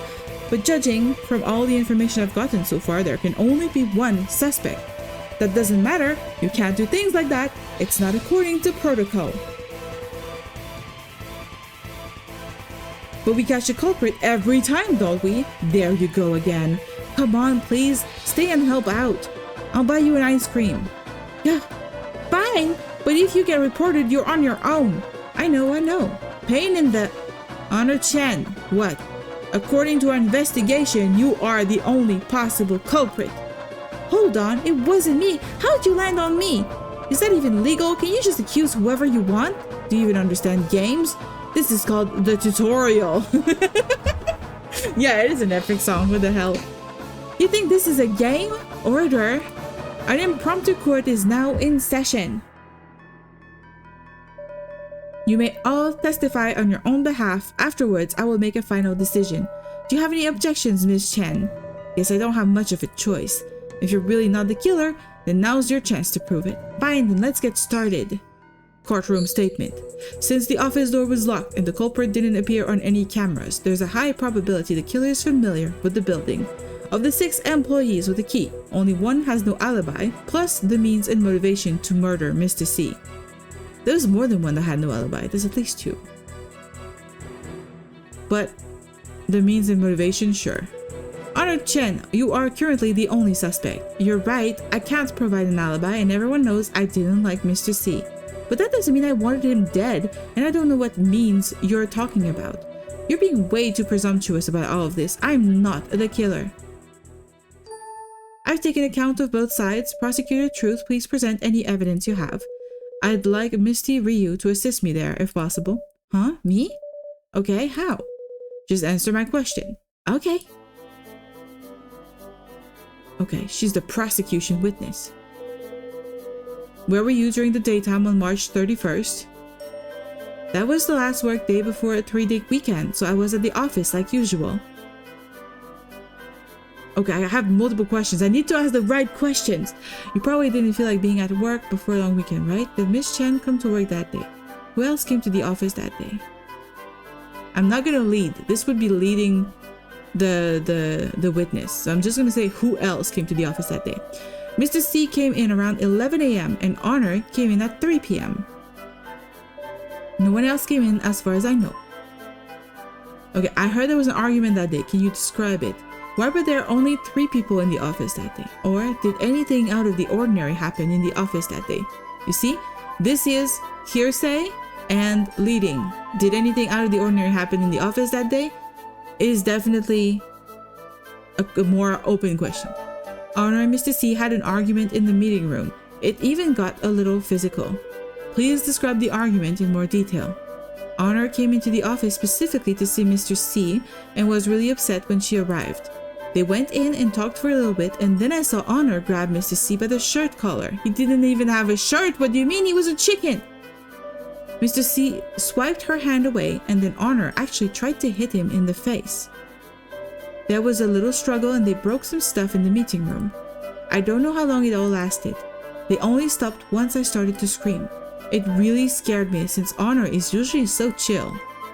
Why were you eavesdropping on their meeting? Or why didn't they have a dance-off instead? What the fuck? Or what were they arguing about? That would be the best question. You don't understand the chicken thing? The CEO is a chicken. He's a big goofus. A big yellow chicken. He's not a human. We saw him at the very start. I think you weren't there. He's literally a goddamn chicken. I'm like, why are we taking this seriously? I don't understand. But like, what were they arguing about? Mr. C wanted to start making adult Kuripa merch anonymously. That made Honor very angry. Was there anything said during the argument that you specifically remember? What do you mean by adult merch? When did Mr. C decide to do that? I don't think the when matters. Or maybe a little bit, because it could also implicate the mom. What do you mean by adult merch? I don't think we need to define that. We all know what that is. Well, if one is really craving chicken wings, oh, that's true. Maybe that's the reason why he was killed. Was there anything said during the argument that you specifically remember? Yes. Honor screamed, "You'll pay for this! You just wait and see!" Then she stormed out of the office and slammed the door. As I'm sure everyone heard, Honor Chen was at odds with the victim's recent work decision, even engaging in a physical altercation with him.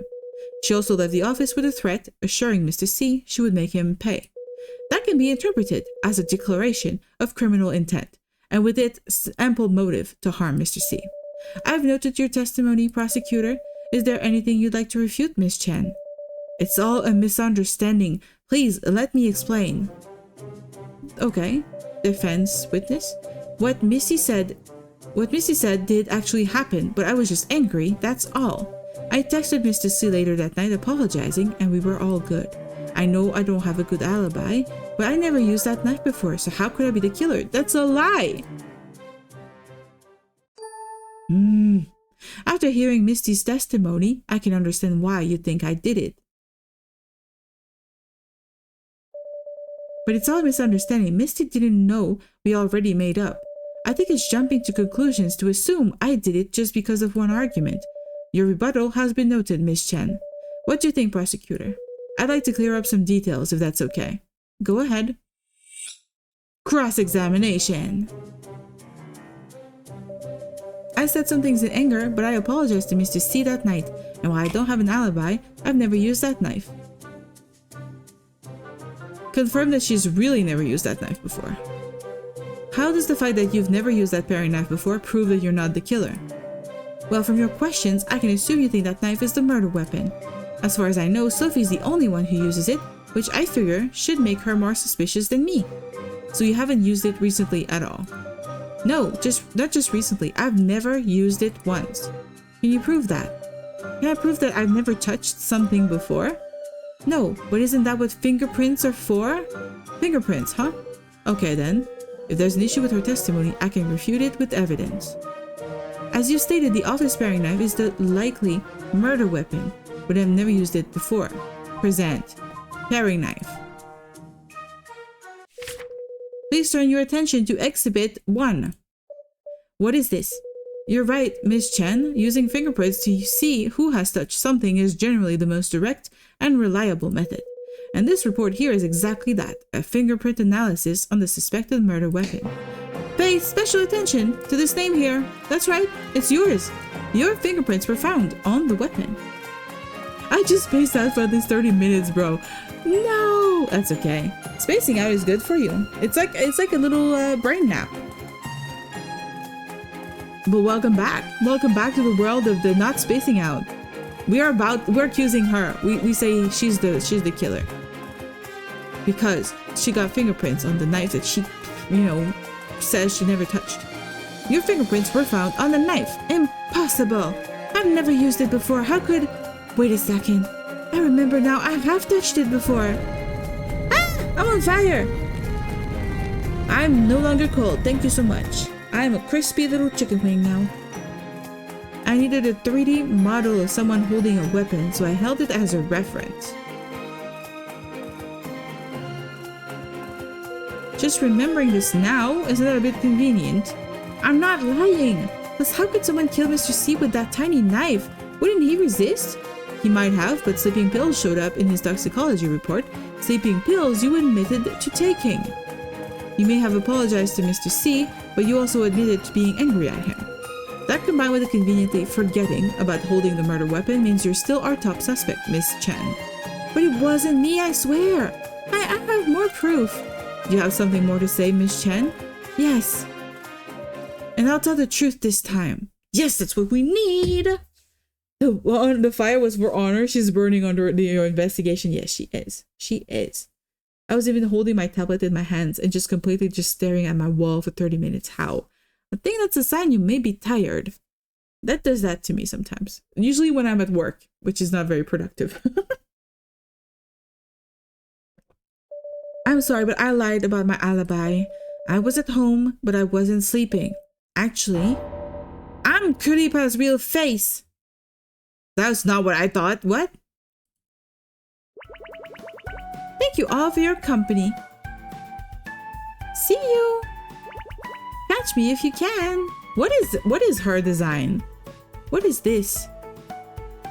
It looks like a sort of like artsy splash.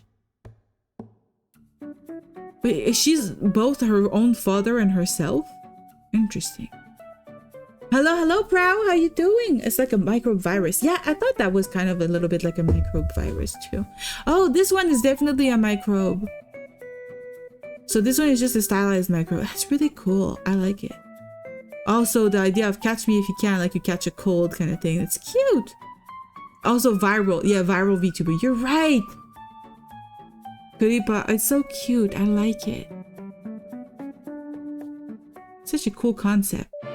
I was streaming last night, so I've got a whole audience of witnesses. It's got to be a good enough alibi, right? Except I don't think you're actually her. I don't think you're her. My thought is that it's not you. But now that you've said it, we could ask Purple Girl to confirm. If she confirmed that it actually is you, then I would trust what she says. Look like something that needs to be punched? A microbe needs to be punched? Wait a second.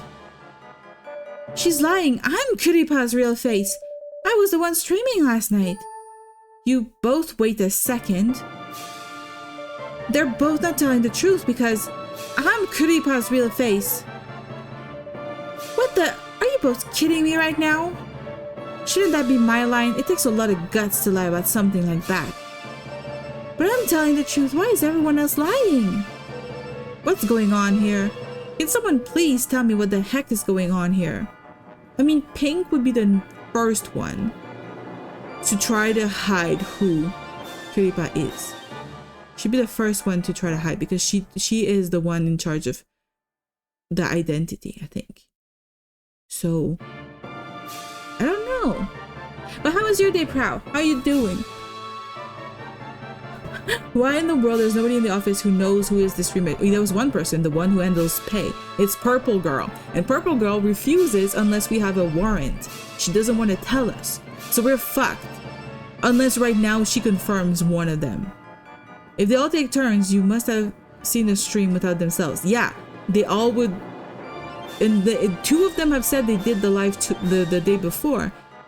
So truly they're trying to use the VTuber identity, like the mask of that identity, to hide who's the real killer. That's interesting. You're doing great? Good to hear. But I don't think we get the actual ending. Yeah, this is it. We don't get the actual thing. We can only go so far in the demo. The game is not out yet, I think. Gonna have to check on that. This game, yeah, it's only a game that's announced, not yet released. So if you find this interesting, want to see more of this, you can add it to your wish list on Steam with the link that I just shared. And maybe next year when it officially comes out, or whenever it does, I don't remember if there was a date announced or anything, then maybe we can try again and try to see if we were right. We are hosting a Who's the Culprit event. Participate for a chance to win a game. We should do that. Please access the Google form via the QR code in the top right corner.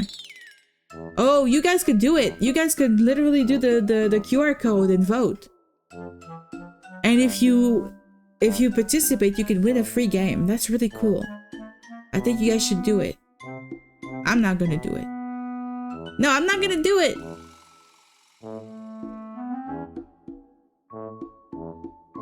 It's for you guys.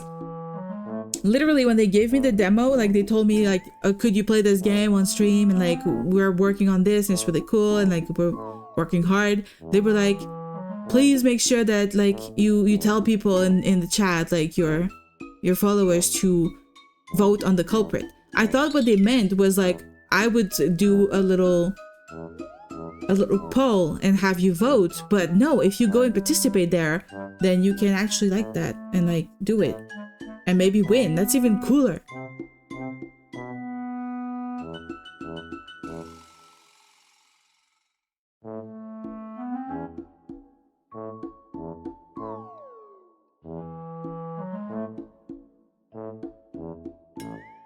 But yeah, that was really fun. That was really cool. I'm gonna leave it up a little bit longer if you guys want to do it. Me too. I really like the concept too. It's really nice. It's all about this idea of like a VTuber's identity being used to hide. It's kind of interesting. You feel like the problem can be solved so easily? I mean, go and give your vote then. Tell me. How can it be solved easily?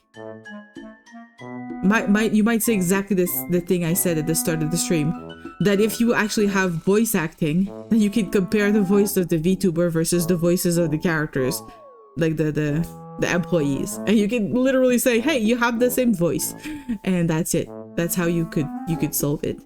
But within the parameters of the game, we don't have a voice to go with. VTuber model file or voice comparison. Yep. The VTuber model file though, they could all have, because they're all employees at the company who handles that VTuber, so they could all have it. But yeah, you get a warrant and you search the computers and you can tell. You can also literally don't need a warrant. You can ask people and they can provide stuff to prove that they are not guilty. Like they would be like, oh yeah, look at my computer. You will see I don't have any files where I could have like the assets of that character. So yeah, for sure.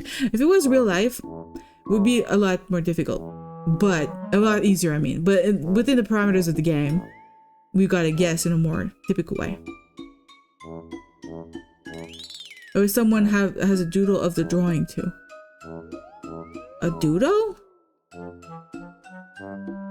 Thank you for playing. See you in the official game.